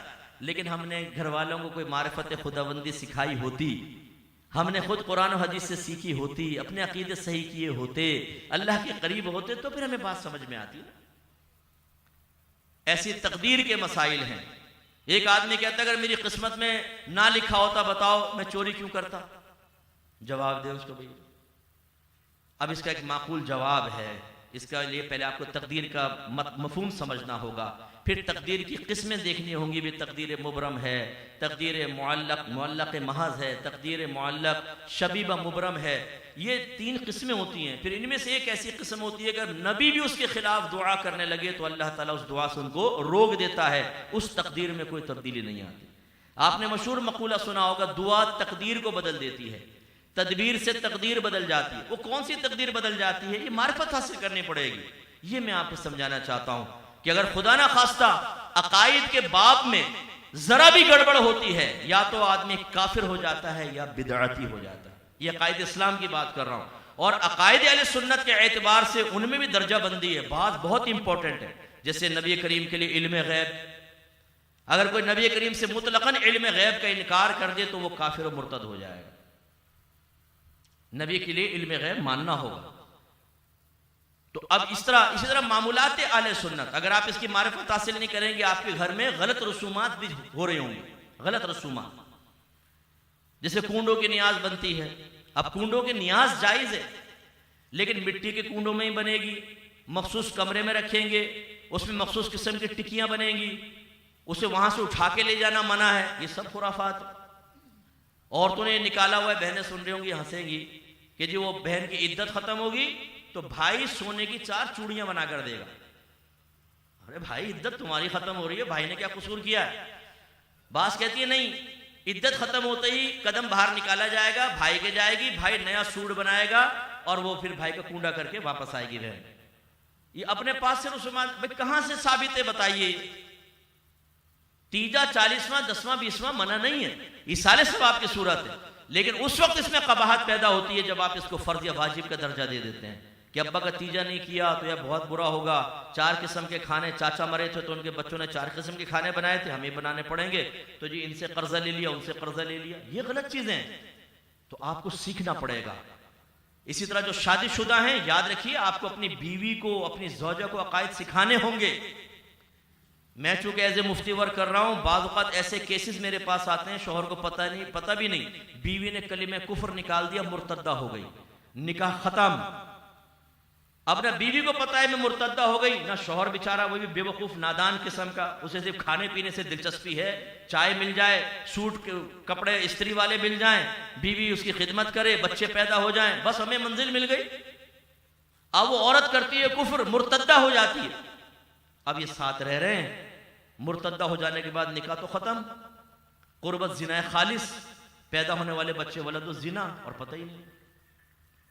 इसलिए ये बहुत इंपॉर्टेंट चीज है, इसको मामूली मत समझें। अपने अकीदे सीखिए, अकायद इस्लाम पहले सीखें, अकायद अहले सुन्नत सीखें। जो आपके घर में मामूलात अहले सुन्नत होते हैं उनकी मारिफत हासिल करें। मसलन आप मज़ार पे जाते हैं, चादर क्यों डालते हैं? इसकी लॉजिक आपको पता होनी चाहिए। एक डाल सकते हैं, ज्यादा डाल सकते हैं, इसकी मन्नत मानने की शरई हैसियत क्या है? मज़ार पे आप मन्नतें मानते, बाबा मेरे काम हो गया, मैं आपको आपके यहाँ देख चढ़ाऊंगा, इसकी शरई हैसियत क्या है? ये जायज़ है, नाजायज़ है? किन सूरतों में ये हराम और शिर्क भी हो सकता है, किन सूरतों में जायज़ हो सकता है, आपको पता होना चाहिए, मालूमात होनी चाहिए। लकीर के फकीर मत बने। जो बाप दादा से आया वो हर आई हुई चीज सही हो ये जरूरी नहीं है, उसमें गड़बड़ भी हो सकती है, सीखना पड़ेगा। दूसरी चीज सरकार ने तज़किया नफ्स अमल के लिहाज से किया, इबादात को कामिल किया। चुनाचे साहबा को तहारत के मसाइल सिखाए, वुज़ू, गुस्ल, कपड़े पाक करना, एक एक नजासत के बारे में सरकार ने बताया। हदीसें देख लें आप। इसी तरीके से वुज़ू किन पानी से हो सकता है, किससे नहीं हो सकता, तयम्मुम का तरीका सरकार ने बताया। हमने ये सब चीजें सीखी हैं कि नहीं? हमारे घर की बहनों को हालांकि हैज़ तो औरतों से मुताल्लिक होता है, हैज़ तक के मसाइल नहीं आते, और शौहर को पता ही नहीं कि मेरी बीवी को हैज़ के मसाइल आते हैं कि नहीं आते। वो समझता है जी मेरी बीवी को पता ही होगा हैज़ के, उनकी अम्मी ने सिखा दिया होगा, बड़ी बाजी ने सिखाया, खाला ने सिखा दिया होगा। कितनी ख़वातीन हमसे हैज़ के मसाइल मालूम करती हैं। वजह क्या है कि वो हैज़ के मसाइल जो एक बच्ची को 9 साल से पहले सिखा देना वाजिब हैं, वो 36वें और 40वें साल में हमसे पूछ रही होती हैं, और बिल्कुल बेसिक मसाइल। तो फिर मुझे बहुत अफसोस और दुख होता है, मैं कहता हूँ बहन जो चीज़ आपको 9वें साल में सीख लेनी चाहिए थी, आप 40वें साल में मुझसे पूछ रही हैं। और सबब क्या है? आप में से बहुत सारे जो सरपरस्त बैठे हुए हैं, जो शौहर हजरात बैठे हुए हैं, जब शौहर ही गाफिल होगा वो क्या अपनी बीवी को सिखाएगा? तो इसलिए ये तहारत के मसाइल, फिर नमाज, रोज़ा, हज, ज़कात, ये इबादात है। इबादात सीखना बहुत ज़रूरी है। आप में से कितने ऐसे हैं जिन्होंने नमाज बाकायदा किसी किताब को पढ़कर या आलिम दीन से सीखी? हाथ नहीं उठाइएगा, खुद सोचिए। हमारे बच्चे मस्जिदों में जा जाकर सीखते हैं। एक बाबा जी तकबीर लगा रहे हैं, उन्होंने ये ऊपर देखा और तकबीर, दूसरे ने ये देखा और तकबीर। अब बच्चा कंफ्यूज है, ऊपर को देखोगे नीचे को देखो। एक ने ये किया, ये, दूसरे ने ये छोड़कर ये। अब बच्चे इसमें कंफ्यूज है कि सुन्नत के मुताबिक क्या है। एक को देखा वुजू कर रहा है, वो मुंह पे फूके मार रहा है और जोर जोर से पानी मार रहा है। बच्चों ने उसको देखा, एक यूं हल्का से, बच्चा कंफ्यूज। बाद ने हाथ धो लिए, फिर ये भाई क्या कर रहे हो? ये जूडो कराटे के साथ साथ सीख रहे हो, मार्शल आर्ट। जब हाथ धुल गया तो ये क्या कर रहे हैं आप? ये कुछ सुन्नत है? मसा कर रहे होते हैं, पूरा नलका खोल दिया, इतनी मोटी धार गिर रही आराम से, एक एक कतरा जो बह रहा है सब हराम।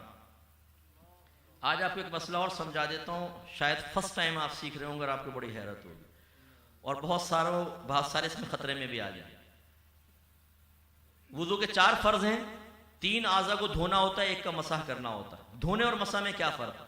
फुका फरमाते हैं धोने की तारीफ यह है कि जिस जगह को आप धो रहे हैं उस पर से कम 2 बूंद पानी बह जाए, यानी उसके हर जर्रे पर से। मसलन एक दफा चेहरा धोने का मतलब क्या है? पूरे चेहरे के हर जर्रे पर से कम 2 बूंद पानी बह जाए, तो एक दफा चेहरा धुलेगा। 4 बूंद बहेंगी तो 2 मरतबा, 6 बूंद बहेंगी तो 3 मरतबा। ठीक है? ये अब आप करिएगा ऐसा कि थोड़ा हाथ में पानी लीजिएगा, इस हाथ पे कतरा गिराइएगा, 1 2 3 4 5 6 हटा लीजिए। फिर देखिएगा कितना पानी यहां पर है। बस इतने पानी से 3 मरतबा चेहरा धुलता है, इससे ज्यादा थोड़ा बहुत आपने किया, थोड़ा बहुत कमोबेश तो हो सकता है मसलन। अब आप देखिए होता क्या, नल का खुला हुआ है,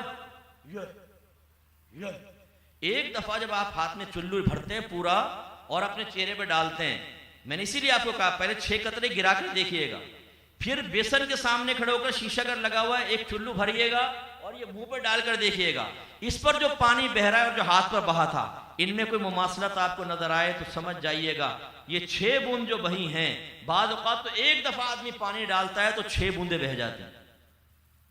लेकिन हमारे मुत्तकी परहेजगार भाई नलका खोलते और मुंह में घुस जाते नीचे, मलते जाएंगे। अबे भाई तुम खाल दो रहे हो या यहां से मैदे में पानी उतार रहे हो? 6 नहीं 6000 बूंदों से मुंह धुलता है, 6000 बूंदे। और मेरे आका सल्लल्लाहु अलैहि वसल्लम ने इसराफ से मना किया। सहाबी को फरमाया कि नहरे फुरात के किनारे पर भी तुम वुजू करो तो इसराफ से बचना। इतना इसराफ करते हैं पानी में। और कौन करता है? जो मुत्तकी कहलाने वाला है, दाढ़ी रखी हुई है, मेरे सर पे इमामा भी है, लेकिन मुंह नीचे करके मले जा रहा हूं, पानी बहा रहा हूं। भाई 6 बूंदों में 3 दफा धुल जाता है, आप 6000 बूंदे बहा रहे हैं, आप गुनाह कर रहे हैं, मुसलसल वुजू करते हुए गुनाह कर रहे हैं। ऐसे हाथ धोएं, मामूली सी मिकदार में नलका खोलें, ये आप लेकर गए 1-2 दफा करेंगे, 6 बूंदे बह जाएंगे, 3 दफा धुल गया। फिर इस तरह कर लें, यहां धो लें।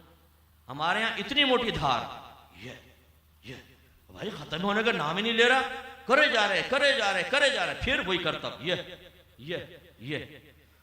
ये आपने 6 बूंदे नहीं, आपने 6000 बूंदे बही। 6 बूंदों तक ठीक था। अब उसका हिसाब तो खैर बहुत मुश्किल है कि आप गिनकर 6 बूंदे करें, लेकिन चलो उससे थोड़ा बहुत ऊपर नीचे अल्लाह मुआफ करने वाला है। लेकिन यार 6000 बूंदे, ये इसराफ है, ये गुनाह है। मैंने एक दफा अपने पीरो मुर्शिद को वुजू करते हुए देखा, बहुत पहले की बात बता। तो वो वुजू कर रहे थे, तो मैंने जब देखा ना, तो उन्होंने इस अंदाज से वुजू किया कि मेरे दिल में गुमान आया। मैं नया नया आया था माहौल में, तो मैंने कहा यार ये तो वुजू ठीक नहीं लग रहा मुझे। लेकिन बाद में जब हमने इल्म सीखा और मुशाहिदा किया, पता चला कि वो 6 बूंद का बड़ा प्यारा इस्तेमाल था, बहुत नफीस वुजू, इसराफ ही नहीं उसमें। अब वही जो मैंने कहा, ये जो मुत्तकी है ना, जो मुंह नीचे नलके में घुसेड़ कर 6000 बूंदे बहा रहा है, वो अगर देखेगा ना तो कहेगा ये तो वुजू ही नहीं हो रहा भाई। हालांकि वो सही वुजू हो रहा है, आप गलत वुजू कर रहे हैं। तो नाराज मत होइएगा मेरे भाइयों, में थोड़ा मिजाज में ऐसी बात कह रहा हूं। लेकिन खुदारा अगर आपने दाढ़ी रख ली है, आपके सर पे इमामा है, तो इसका मतलब ये नहीं है कि इसराफ करना आपके लिए जायज हो गया। इसीलिए कहा है इल्म दीन सीखें। नमाज को बाकायदा, जैसे अभी मैंने कहा कि जो आप पढ़ते हैं वो किसी कारी साहब को सुनाएं, जो आप अदा करते हैं एक दफा किसी किताब में पढ़ें। तकबीर लगाते हुए उंगलियां कहां होनी चाहिए, हथेली कहां होनी चाहिए। बाज यूं लगा रहे होंगे, देखें यूं, बाज यूं कर रहे होंगे, बाज यूं। भाई कौन सा सुन्नत के मुताबिक तरीका, वो करें ना। रुकू के अंदर कहां हाथ रखने हैं, कमर कैसी होगी, सजदा कैसे होगा, सलाम कैसे फेरना चाहिए। इसी तरह रोजे के मसाइल, रोजे के मसाइल सीखे। ज़कात के, कुर्बानी के माली मसाइल जरूर सीखिए। आप यकीन कीजिए, जब मैंने अहकाम शरीयत में कुर्बानी के फर्स्ट टाइम मसाइल बयान किए, बहुत सी खवातीन ने कहा मुफ्ती साहब हम पर तो 16-16 साल से कुर्बानियां बन रही थी, हमें पता ही नहीं था। और सबब क्या है, ये जो सरपरस्त आला बैठे हुए ना, खादिम आला घर के, ये अपने घर वालों को हिसाब ही नहीं करने देते। मैं हूं ना, हर साल अब्बा जान एक बकरा ला रहे, कान पकड़ के जंगली, ये कटेगा घर में, सबकी तरफ से ये कटेगा। भाई हिसाब तो कीजिए, हो सकता है आपके ज़ौजा पहले कुर्बानी बन रही हो, जवान बेटे पे अलहदा, बहू पे अलहदा, वालदा पे अलहदा, आप पर अलहदा। बाद वक़्त 5-5 जानवर कुर्बान करने होते हैं, या 5 हिस्से गाय के कम से कम आपको करने पड़ेंगे। लेकिन हमने मसले नहीं सीखे होते, हमें पता ही नहीं होता। मेरा कुर्बानी का रिसाला आप पढ़ लें, कहीं से मिल जाए तो उसको देखिए, उसमें शराइत लिखी हैं, उसकी रोशनी में अपना इम्तिहान करें। हो सकता है आप में से भी बहुत सारे कहें कि बाप रे, तो कई साल से कुर्बानी बन रही थी। और ये लाइल्मी उज़र नहीं है कि जी हमें तो पता नहीं था। क्यों नहीं सीखा? गुनाहगार, डबल गुनाह है, 2 गुनाह लिखे जाते हैं, एक इल्म ना सीखने का, गुनाह करने का गुनाह। इसी तरीके से हज के मसाइल, फिर मुआमलात। बस मैं बयान को इख्तिताम की तरफ ला रहा हूं। आप में बहुत सारे कारोबार करने वाले हैं, बहुत से ऐसे हैं जिन्होंने दुकानें वगैरह, शॉप्स वगैरह करते होंगे, आप चीज़ों की फरोख्त फरोख्त करते हैं। कुछ ने अपना पैसा इन्वेस्ट किया होगा, इधर से भी पैसा, इधर से भी पैसा, इसको शिरकत कहते हैं। इधर से पैसा, इधर से सिर्फ काम, इसके बाद पैसा नहीं। आपने कहा मैं पैसा लगाता हूं, तू काम कर, नफा इतना इतना लेंगे, इसको मुदारबत कहते हैं। बाद वक्त चीज किराए पर हम लेते देते हैं, इसको इजारा कहा जाता है। इनके मसाइल सीखने होते हैं। जरा आपने गलत कंडीशन लगाई, हलाल हराम में चला जाएगा, और जरा सही कर लिया, जो बज़ाहिर नाजायज से नजर आ रहा था वो बिल्कुल जायज के जुमरे में आ जाता है। लेकिन हम में अगर जो बिजनेसमैन बैठे हुए, कितने ऐसे बैठे हैं जिन्होंने बुनियादी नबी करीम सल्लल्लाहु अलैहि वसल्लम के बताए हुए उसूलों को पहले सीखा और फिर तिजारत शुरू की है। हम तो कहते हैं कि यार कोई कारोबार बताओ, दुकान कहां लेनी है, कम सरमाया हो, नफा ज्यादा हो, बस। इसके बाद अगर मैं आपसे कर रहा हूं तो कंडीशन लगाएंगे अपनी शराइत, देखो इस शर्त पे करेंगे भाई, मैं ये शर्त, मेरी शर्त, वो शर्तें लगाएंगे जिसमें नुकसान कम और फायदा ज्यादा होगा। शिरकत के उसूल आपको छोटा सा समझाता हूं। अगर दोनों तरफ से पैसा लगे, नफा में आप परसेंट मर्जी से तय कर सकते हैं। इन्होंने 70% लगाया, मैंने 30% माल मिलाया, लेकिन प्रॉफिट जस्ट अपोजिट हो सकता है। मैं 70% लूंगा, प्रॉफिट ये 30% हो सकता है। लेकिन नुकसान याद रखें, जितना सरमाया होता है उतना नुकसान बर्दाश्त करना पड़ेगा। इसने 70% लगाया, नुकसान होगा 70%, इनका नुकसान होगा 30% मेरा। लिहाजा अगर मुझे जरूरत है इनके 70% को, मैंने फराख दिली से कहा कि देखो आप मुझे पैसा लगाओ, नुकसान मेरा, फायदा तुम्हारा, ये नुकसान 50-50 करेंगे, ये फौरन ये शिरकत फासिद हो जाएगी, इसको खत्म करना वाजिब है। जो आपने मुआहदात किए हैं, खुदारा वो भी एक दफा दिखा दे। इसी तरह शिरकत में फिक्स रकम नहीं कर सकते। कितनी बहनों ने मसला मालूम किया, वो मेरे भाई ने कहा 2 लाख मुझे दे दो, हर महीने 2000 देता रहूंगा। तो मुझे साहब अलहमदुलिल्लाह 2-2.5 साल हो गए, 2-2 हज़ार रुपये ले रही हूँ। लेकिन मैंने सोचा चलो अब मुफ्ती साहब से भी मालूम कर लूँ। अच्छा, ये भी उनका करम होता है कि 2.5 साल बाद भी मुफ्ती साहब को शरफ बख्श दिया, ना बख्शती तो मैं क्या बिगाड़ सकता था। फिर जब बताते कि बहन आप 2.5 साल से सूद खा रही हैं, सूद हराम पेट में जा रहा है, तो कहती हूँ अल्लाहु अकबर, अब क्या करूं? क्योंकि दरवाजा कुंडा तो आपने बजाया है, जो बोले वो कुंडा खोले। एक बहन को कुर्बानी के मसाइल सिखाए, उन्होंने कहा कि मुस्तफा 16 साल से ना कुर्बानी दी है ना ज़कात, सारा हिसाब निकाल कर बताइएगा जरा। चलो जी, मुफ्ती साहब बैठ जाए, सारे काम छोड़ के 16 साल पहले सोने का रेट क्या था, चांदी का रेट क्या था, 15वें साल में कौन सा, 14वें साल में क्या, सारे सब छोड़ छाड़ के उसमें लग जाए। ये बड़े मसाइल होते हैं। लेकिन फिर भी चले, हम तो आपकी खिदमत के लिए हैं, लेकिन समझा रहे हैं कि खुदारा दीन सीखें। इसी तरह ज़ौजैन के मसाइल हैं। आप में बहुत सारे शादीशुदा हैं,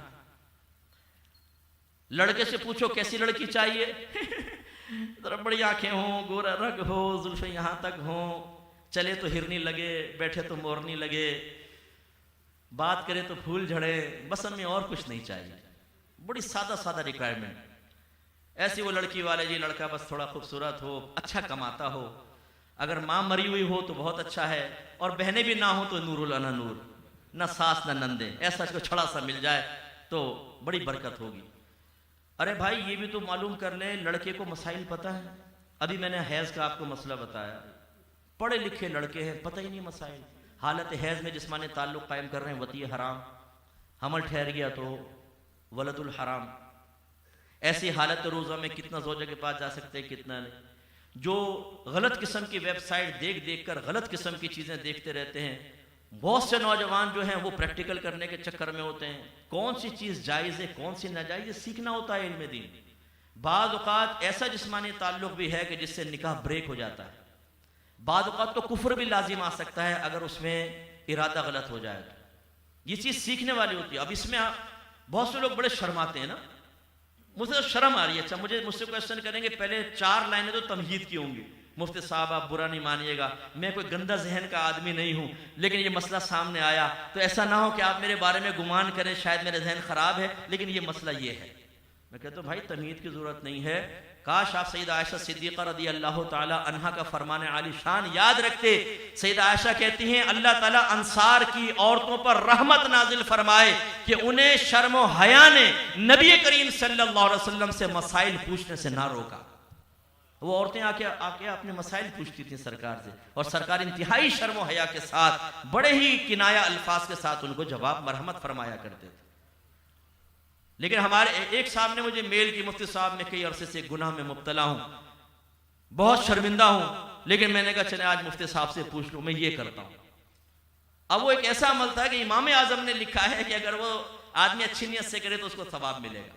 मैंने कहा भाई ये तो 22 सवाब है, 22 सवाब, मैं तो ऐसा समझ रहा था।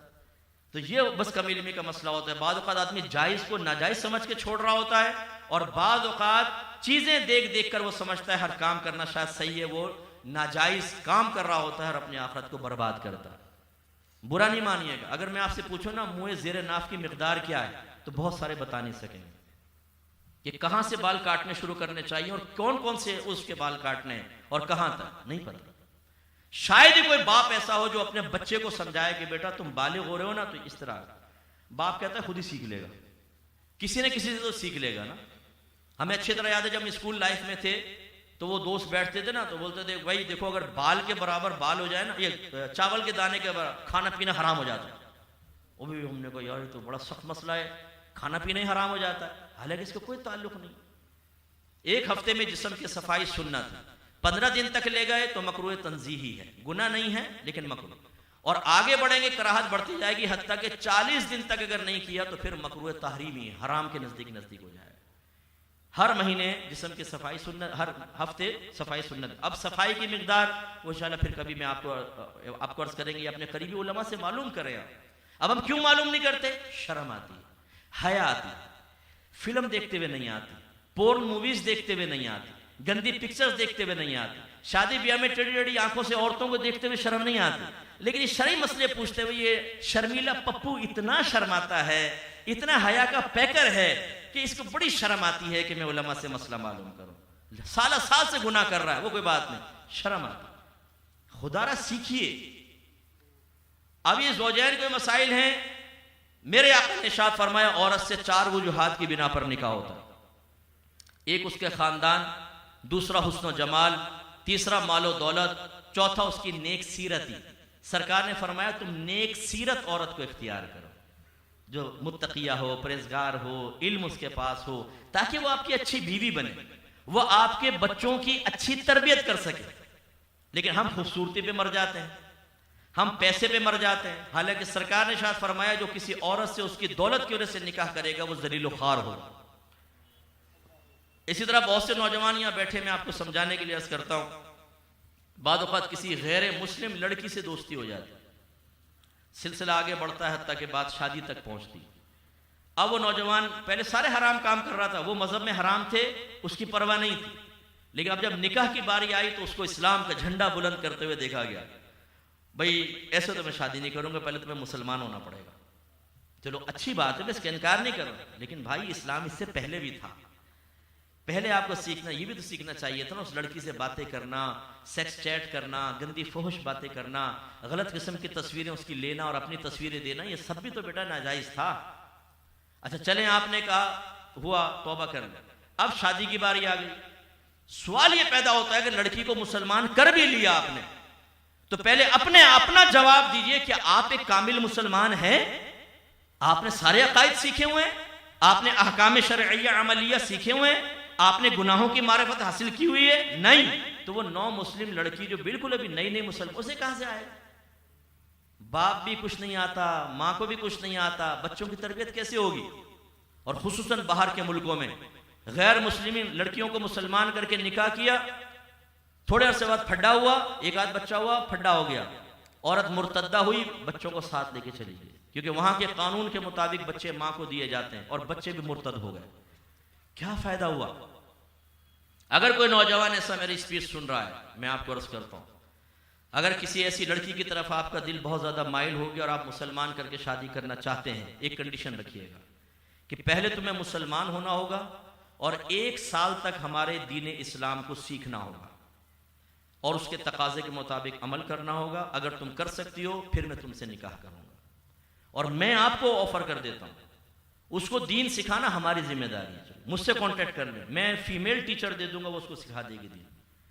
पहली बात तो ये कि मैं आपको मना ही करूंगा मुसलमान बच्ची से आप निकाह करें, लेकिन मैं उसको कह रहा हूं जो दिल के हाथों मजबूर हो चुका है। कभी भी ऐसा मत कीजिएगा कि आप उसे कहेंगे तुम ठीक है आ जाओ बस मुसलमान हो जाओ। मुझसे कलमा पढ़ लेने से आदमी को सब कुछ नहीं आ जाता। क्या मेरे आका ने सहाबा को सिर्फ कलमा पढ़ाया? बोलिए, आयत कह रही है ना, कुरान की तिलावत की है, तज़किया नफ्स फरमाया है, किताब और हिकमत सिखाई है, तब वो कामिल मुसलमान हुए हैं। आप अगर एक लड़की को मुसलमान कर लेंगे, वो कामिला मोमिना कैसे बनेगी और आपके बच्चों की अच्छी मां कैसे बनेगी?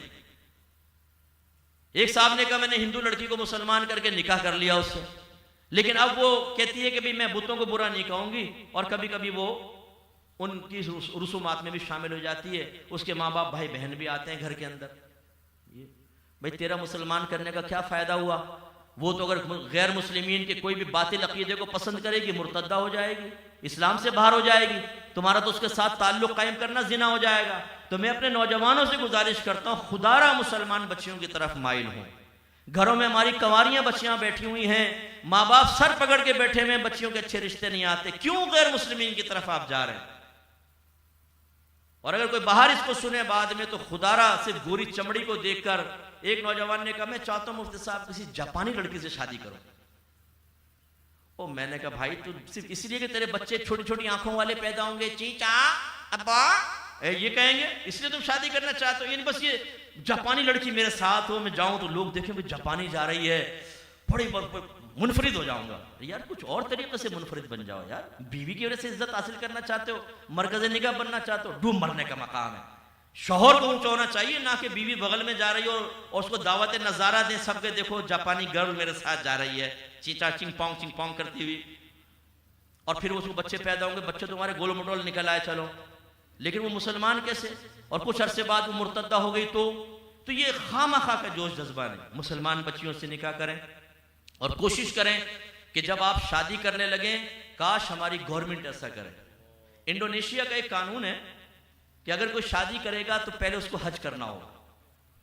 इसलिए आप देखें इंडोनेशियंस यंग कपल्स आए होते हैं वहां पर ना हज करने के, बहुत यंग लड़के लड़कियां आए होते हैं, उनके यहाँ कानून है पहले हज करो भाई, फिर ताकि जो पहले के कारनामे कम से कम वो साफ सुथरे हो जाए तो फिर करो। चलो एक अच्छी सोच है।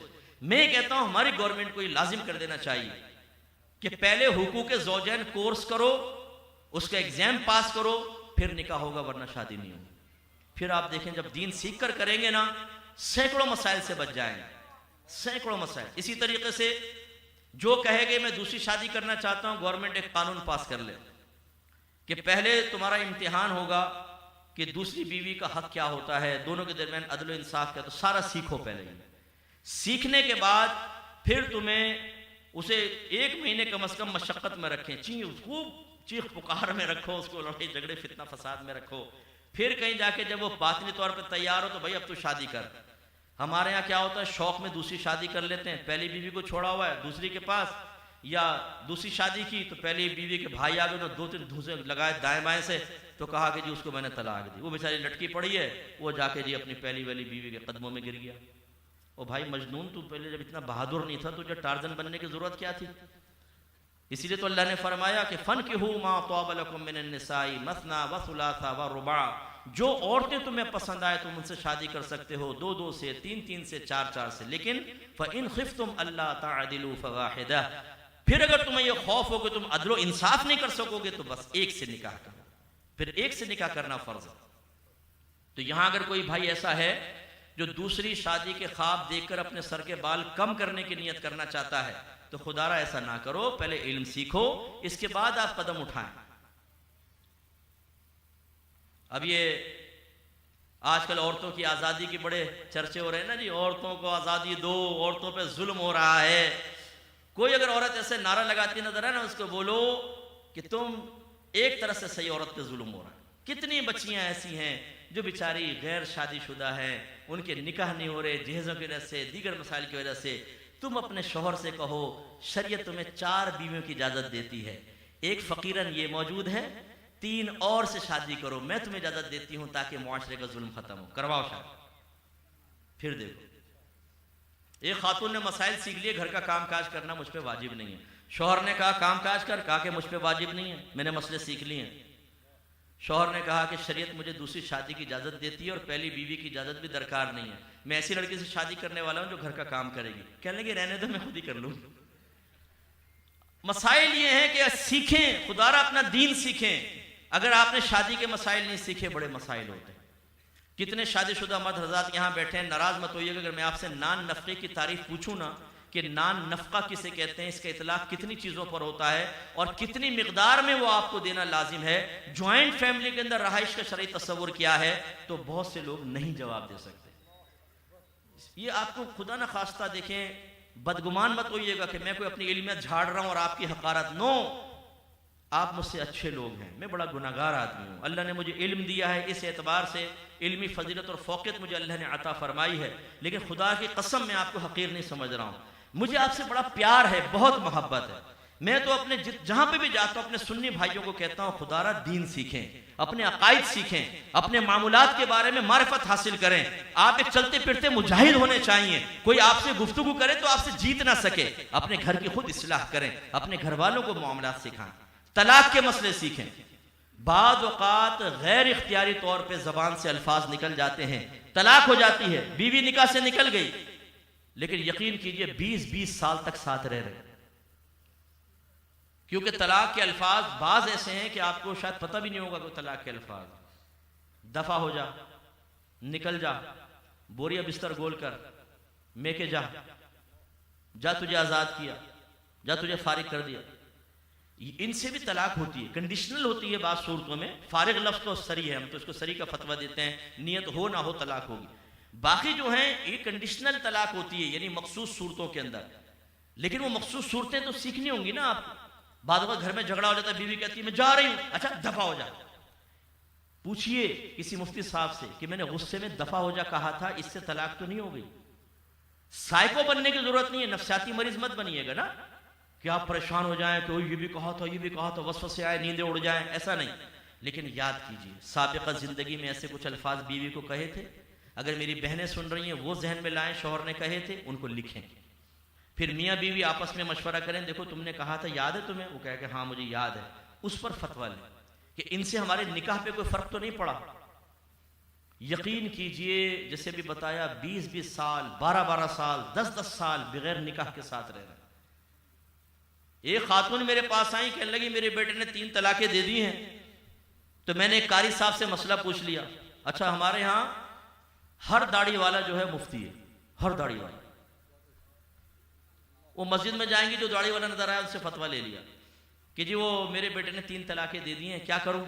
उसने कहा कोई मसला नहीं, आप 60 मिस्किनों को खाना खिलाएं, सारी तलाकें खत्म। उसने 60 मिस्किनों को खाना खिलाया। बच्ची कहती है हमारे घर पर आई सास साहिबा, कहा भाई हमने मसला मालूम कर लिया है, खाना खिला दिया, बेटी को साथ भेज दो। उन्होंने कहा ले जाइए बिस्मिल्लाह, ले गए। अब वो जीना शुरू हो गया। 3 तलाकों के बाद खाना खिलाने का तस्वुर ही नहीं है शरई लिहाज से। कारी साहब ने पता नहीं कैसे, कौन कारी था, किसने क्या बयान कर दिया, जीना शुरू, और हलाल समझ के शुरू। अब हलाल समझ के कर रहे हैं ना, वो तो मियां बीवी समझ के कर रहे हैं। और उन माँ बाप पे मुझे अफसोस होता है, तुमने अपनी बेटी को जिना के लिए पेश कर दिया। अगर ये माँ बाप मसले जानते तो कहते कि नहीं इस तरीके से नहीं होगा, पहले मुफ्ती साहब से, कम से कम चलो ये कहते ना वे मुफ्ती साहब से मसला मालूम करेंगे। और खुद मसला मालूम होता तो साफ अल्लाह ने फरमाया फ़इन तल्लक़हा फ़ला तहिल्लु लहू मिन बअदु हत्ता तनकिहा ज़ौजन गैरा। फिर अगर शौहर अपनी बीवी को तीसरी तलाक दे दे तो ये इस पहले वाले शौहर के लिए उस वक्त तक हलाल ना होगी जब तक कि इसके अलावा किसी और शख्स से निकाह ना कर ले। और मेरे आका ने जिस्मानी ताल्लुक की भी कैद लगाई, निकाह करे, ताल्लुक कायम हो, फिर पहले शौहर की तरफ जा सकती है, वरना नहीं जा सकती। अब 3 तलाक़ें हो गई, चलो जी सुलह कर लो, सुलह कर लो, साथ रह रहे। तलाक के मसाइल सीखें। और आखिरी चीज सरकार ने किरदार साजी की है, अखलाक अच्छे किए हैं। साहब जो गालियां बकते थे उनकी गालियां खत्म करवा दी, जो बात बात पे लड़ते थे उनकी लड़ाइयां खत्म करवाई, जो बहुत ज्यादा गुस्सीले थे उनके गुस्सों को खत्म किया। एक साहबी ने पूछा या रसूल अल्लाह मुझे कोई नसीहत कीजिए, फरमाया आप गुस्से में ना आया करें। अर्ज़ किया या रसूल अल्लाह और कोई नसीहत, फरमाया आप गुस्से में ना आया करें। कहा और कोई नसीहत, सरकार ने फरमाया गुस्से में ना आया करें। 3 दफा नसीहत की, क्यों वो गुस्सीले होंगे, सरकार ने उनको इलाज बताया। ये तीसरा होता है तज़किया नफ्स का तीसरा पोर्शन, गुनाहों की मारिफत और उससे बचना। तो खुदारा इन चीजों की तरफ आइए, तब आप कामिल बनेंगे, अकमल बनेंगे, और फिर आखिरत में आपको बड़ा कामिल मकाम और मर्तबा मिलेगा। आखिर में 2 बातें कह के अपने बयान को खत्म करता हूं। आज के इज्तिमा पाक की बरकत से देखें आप सब क्यों आए हैं, नबी की मोहब्बत में आए ना, नबी की मोहब्बत में आए, नातिया महफिलें चले, बयान भी है, आप नबी करीम सल्लल्लाहु अलैहि वसल्लम की मोहब्बत में आए। इस मोहब्बत को बढ़ाइए, इश्क को बढ़ाइए, बहुत अच्छी चीज़ है, क्योंकि ये आपके ईमान को कामिल करेगी। नबी करीम सल्लल्लाहु अलैहि वसल्लम से सबसे ज़्यादा, अपनी जान से भी ज़्यादा मोहब्बत होनी चाहिए। मोहब्बत अगरचे कल्बी कैफियत का एक नाम है, प्यार और मोहब्बत अपनाइयत के साथ, प्यार के साथ किसी की तरफ दिल माइल होता है, इसको मोहब्बत कहते हैं। और जब इसमें शिद्दत पैदा होती है तो इसको इश्क कहा जाता है। इश्क में इंसान आउट ऑफ कंट्रोल हो जाता है, इसीलिए अल्लाह तबारक व तआला को आशिक नहीं कह सकते। आला हज़रत ने मना फरमाया, बगैर वुरूद शरअ के लिए अल्लाह ताला के लिए लफ्ज़ आशिक का इस्तेमाल मुहाल है, क्योंकि इश्क में इंसान आउट ऑफ कंट्रोल हो जाता है। अगर हदीस में आता ना या कुरान में तो हम जाहिर का एतबार करके इस्तेमाल कर सकते थे। जैसे मेरे आका के लिए हरीस का लफ्ज़ इस्तेमाल हुआ कुरान में, हमारे यहाँ अच्छी लैंग्वेज में इस्तेमाल नहीं होता, हरीस पर बहुत हरीस लालची है, कुरान में इस्तेमाल हुआ। तो कुरान की लैंग्वेज के तौर पे तो हम कह सकते हैं सरकार के लिए हरीस का लफ्ज़ इस्तेमाल हुआ, लेकिन वैसे नहीं। लेकिन अल्लाह के लिए ये लफ्ज़ इस्तेमाल ही नहीं हुआ, तो अल्लाह को आशिक नहीं कह सकते, ये मना होगा, याद रखें। कोई भी सिफाती नाम अल्लाह के लिए इस्तेमाल करना हो, पहले उसके सिलसिले में उलमा से मालूम करें। जैसे अल्लाह को सखी नहीं कह सकते, ये ज़हन में रखिएगा, सखी नहीं कह सकते। क्यों? सखी वो होता है जो अपनी ज़रूरत से ज़्यादा माल किसी को दे दे। इसमें पहले ज़रूरत मुतहक्कक होती है, फिर उससे ज़्यादा माल दिया जाता है। अल्लाह ज़रूरत है ही नहीं, अल्लाह की ज़रूरत, तो इसलिए लफ्ज़ सखी अल्लाह के लिए इस्तेमाल नहीं कर सकते। हालांकि कितना अच्छा वर्ड है, सखी है, बहुत, अल्लाह के लिए सखावत का लफ्ज़ इस्तेमाल नहीं करेंगे, इनाम देता है अल्लाह ताला। तो खुलासा कलाम ये है कि आप सब सरकार के प्यार और मोहब्बत में आए हैं, लेकिन इसमें भी मैं आपको कहूंगा कामिल और अकमल बने। एक होता है जबान से इजहार मोहब्बत, एक होता है आपका आकर इस तरह बैठना, ये अमली तौर पे इजहार मोहब्बत, लेकिन हकीकी तौर पर मोहब्बत का इजहार उस वक्त होगा जब हम अपने नबी का हुक्म मानेंगे। इताअत रसूल, अपने नबी का कहना मानना। ये नारा लगाएं कि गुलामी रसूल में मौत भी कबूल है, लेकिन याद रखें कि मौत तो बाद में आप कबूल करेंगे, सबसे पहले इताअत कबूल करें। सहाबे किराम अलैहिम रिदवान सबसे बड़े आशिक रसूल हैं। उनकी अगर मैं इश्क की अलामत आपसे पूछूं, क्या अलामतें बताइए?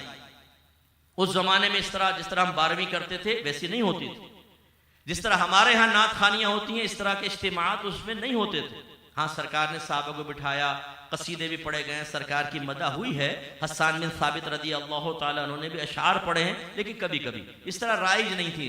वो मैं रवाज की बात कह रहा हूँ, वो 11वीं उनसे साबित नहीं है। इस तरह की साले सवाब की महफिल नहीं करते थे साहबे कराम, अगरचे जायज़ हैं। अभी उस दलाइल का टाइम नहीं, मैं समझा रहा हूँ। इसके बावजूद माशाल्लाह जी शऊर हैं, ये कह रहे हैं कि सहाबा से बढ़कर कोई आशिक रसूल नहीं हो सकता। क्यों? एक ही जवाब है, नबी करीम का हुक्म मानना। वो सरकार का कहना मानते थे। मेरे टनाटन सुन्नी भाइयों, हम कहते हैं हम टनाटन सुन्नी हैं। टनाटन सुन्नी वही होगा जो अपने नबी का हुक्म मानेगा। कैसा टनाटन सुन्नी है भाई कि सरकार कुछ फरमाए तो हमारे चेहरे का जाविया बिगड़ जाए, चेहरे के रंग बदल जाएं, हम जो सरकार का हुक्म सुनाने वाला हो उसको देखकर दूर से भाग जाएं, सरकार के अहकाम सुनकर दिल तंग होता महसूस हो, हम हीले बहाने करके सरकार के हुक्म को पसे-पुश फेंकने के लिए तैयार हो जाए। ये कैसा आशिक है भाई? ये कैसा टनाटनपन है? टनाटन का मतलब क्या होता है? खालिस, पक्का, मजबूत सुन्नी। लेकिन अभी मैंने कहा मजबूत सुन्नी से अकीदे के बारे में चंद क्वेश्चन कर लें। सिफर सुन्नी है, अकीदा नहीं जानता। बड़ा बेहतरीन सुन्नी है भाई। मादरत के साथ ऐसे सुन्नियों को मैं कहता हूं ये अहले सुन्नत से सुन्नी नहीं है, ये लफ्ज सुन से सुन्नी है। बिल्कुल सुन पड़े हुए हैं, आता जाता में कुछ भी नहीं है, मैं पक्का सुन्नी हूं भाई। सुन्नी उसे कहते हैं जो अहले सुन्नत के अकायद जानता है। देवबंदी उसे कहते हैं जो देवबंद के अकायद इख्तियार किए हुए है। शिया उसे कहते हैं जो शिया अकायद का हामिल है। वहाबी उसे कहते हैं जो वहाबी अकायद जानता है, उसको इख्तियार किए हुए है। तो सुन्नी वो होता है जो अहले सुन्नत के अकायद इख्तियार किए हुए है और सुन्नी को अकीदा ही ना पता हो। हमें सिर्फ एक उन्वान तो पता है भाई या रसूलुल्लाह कहना जायज, बाकी तफसील मालूम कर लें कुछ पता नहीं। हाजिर नाजिर का शरई मफहूम क्या है, इसका लुग़वी मफहूम क्या है, ये चीजें मैं आपसे अर्ज़ कर रहा हूं। सरकार की इताअत की तरफ आए, सरकार के अहकाम पूरा करने की तरफ आए, ये आपके लिए एक इम्तिहान है। अगर सरकार का फरमान आपको नजर आए कि दाढ़ियां बढ़ाओ, मूछें छोटी करो और यहूदियों की सूरत मत बनो, तो फिर ये नहीं कि भाई दाढ़ी अभी तो नहीं, बाद में करें। दाढ़ी वाजिब है। मेरे आका ने फरमाया दाढ़ियां बढ़ाओ, मूछें छोटी करो। कहां गया हमारा इश्क? अगर एक दोस्त कहे कि यार तुझे वे शाम को मेरे साथ चलना है, तुझे दोस्ती का वास्ता, हम कहते हैं हाजिर हैं। बीवी इठला कर कहे मुझे फुला चीज ला दो तो मेरी मोहब्बत की कसम, उसकी बात मान ले। बच्चे कदमों में गिरकर कहें अब्बा जान ये चीज ला दो, बच्चों के मासूम चेहरों को देखकर दिल पिघल जाता है। अपनी इस्तिताअत से बढ़कर उनकी ख्वाहिशात पूरी करते हैं। लेकिन आपके नबी फरमाया दाढ़ी बढ़ाओ, तो हम कहें कि यार सुल्ला भी नहीं, आपका हुक्म हम नहीं मानेंगे, हम हीले बहाने करें, ये गलत रवैया है। सरकार ने फरमाया कुर्रतु ऐनी फिस सलाह, नमाज में मेरी आंखों की ठंडक है, और हम फजर की नमाज में पड़े सोते रहें, मस्जिद के सामने दोस्तों के साथ खड़े हों, अजान और हम दोस्तों के साथ मिलकर जरा 15 मिनट दूर चले जाए, ताकि कोई ये ना कहे यार तुम नमाज नहीं पढ़ रहे हो, जाने की तौफीक नहीं है। सामने से लोग गुजर रहे हैं, नमाजी मस्जिद के अंदर नमाज पढ़ रहे हैं, हम नहीं पढ़ रहे हैं। तो इसलिए गुलामी रसूल अगर इसका दावा आप करते हैं तो मुकम्मल सही गुलाम बने, और उसका तरीका ये होगा कि आप नबी करीम के अहकाम को सीखें और मुकम्मल तौर पर उस पर अमल करें। तो ये नारा लगाएं कि गुलामी रसूल में मौत भी कबूल है, लेकिन ये नारा भी लगाएं कि गुलामी रसूल में दाढ़ी भी कबूल है, गुलामी रसूल में 5 वक्त नमाज बाजमात अदा करना भी कबूल है, गुलामी रसूल में इल्म दीन सीखना भी कबूल है, गुलामी रसूल में अपना तज़किया नफ्स करना भी कबूल है, गुलामी रसूल में बुरे दोस्तों की सोबत तर कर देना कबूल है, गुलामी रसूल में लड़कियों से दोस्ती खत्म कर देना भी कबूल है, गुलामी रसूल में एक चलता फिरता बामल गुलाम बनना भी कबूल है। ये करेंगे तो इंशाअल्लाह कामिल बनेंगे। सब कामिल हस्तियां, हम नाकिस, बुरी बात। कामिल बनने की तरफ आए। अल्लाह ताला आपको भी और आपके सदक़े अल्लाह ताला मुझे भी कामिल बनने की तौफीक अता फरमाए। 1-2 मिनट बस मैं एक ऐलान कर दूं, मेरी भी किताब आ रही है कुर्ब इलाही, इंशाअल्लाह अप्रैल के फर्स्ट में आ जाएगी। हो सके तो ये किताब आप जरूर लीजिएगा। इस किताब में अगर कोई नौजवान ये चाहता है कि मैं अल्लाह का कुर्ब हासिल करूं इस दौर में रहते हुए, लेकिन फर्स्ट स्टेप क्या है, सेकंड क्या है, थर्ड क्या है, फोर्थ क्या है, क्या रुकावटें पैदा होंगी, मैं उन्हें कैसे अबूर करूंगा, इसमें सब बताया गया है। इसमें 13 कमाल लिखे गए हैं। 10 कमाल आपको पहले खुद इख्तियार करने हैं, उसका तरीका बताया है, उसमें आसानी, उसमें सहूलत की चीज़ बताई गई है। फिर इसके बाद 11वां कमाल है तलाश मुर्शिद का। अक्सर लोग ये कहते हैं कि जी मुर्शिद कामिल का दामन थामो मंजिल पा जाओगे। मैं ये कहता हूँ पहले कामिल मुर्शिद तलाश करने का शऊर तो बेदार करें, फिर मंजिल पा जाएंगे। क्योंकि नाकिस को थाम लेंगे तो चले जाएंगे आप। 10 आप चैप्टर पे अमल करेंगे तो आप में इस्तेदाद पैदा होगी कि आप कामिल और नाकिस को पहचान सकेंगे। फिर 12वां जो है वो आदाब मुर्शिद और 13वां जो है वो फना फिल मुर्शिद का चैप्टर है। जब ये किताब आए मैं आपसे गुजारिश करता हूँ, इसलिए नहीं कि मैंने लिखी है, आप उसको पढ़कर देखें, इंशाअल्लाह अज़्ज़ा वजल आप ये कहेंगे कि तसव्वुफ़ की किताबों में ये एक बहुत अच्छा इजाफा है। और शायद इस किताब को पढ़ने के बाद आप बहुत सारी किताबों से बेनियाज हो जाएंगे, क्योंकि हमारे अकाबरीन ने जो किताबें लिखी वो हमारी किताब से बहुत अफजल हैं। वो लोग हमसे अफजल हैं। हमारी किताब ये मैं उनके कदमों की खाक तक भी नहीं पहुंच सकता, लेकिन वो एक मखसूस ज़माने के अंदर लिखी गई थी। उस वक्त लोगों का ज़ौक़ भी था, शौक़ भी था, माहौल बड़ा पाकीज़ा था। अब माहौल बिगड़ गया है, बदल गया है। अब कुछ और रिक्वायरमेंट हैं जिनको तवज्जो करके एक नौजवान किस तरीके से अपने आप को दीन की तरफ लाए। और आखिरी बात, अरब कंट्रीज में दीन सहाबा किराम की वजह से फैला है। बर्र सगीर पाको हिंद में सूफिया के जरिए फैला है। दोनों में फ़र्क है, यहाँ सूफीज़म गालिब है। हम अक्सर बाद औक़ात अपने दीन को भी सूफियों की किताबों से सीखने की कोशिश करते हैं, जबकि अरब कंट्रीज में आप चले जाएं वो ज़्यादातर कुरान और हदीस से दीन सीखने की कोशिश करते हैं। असल तसव्वुफ़ कुरान और हदीस में है, तसव्वुफ़ की किताबों में नहीं।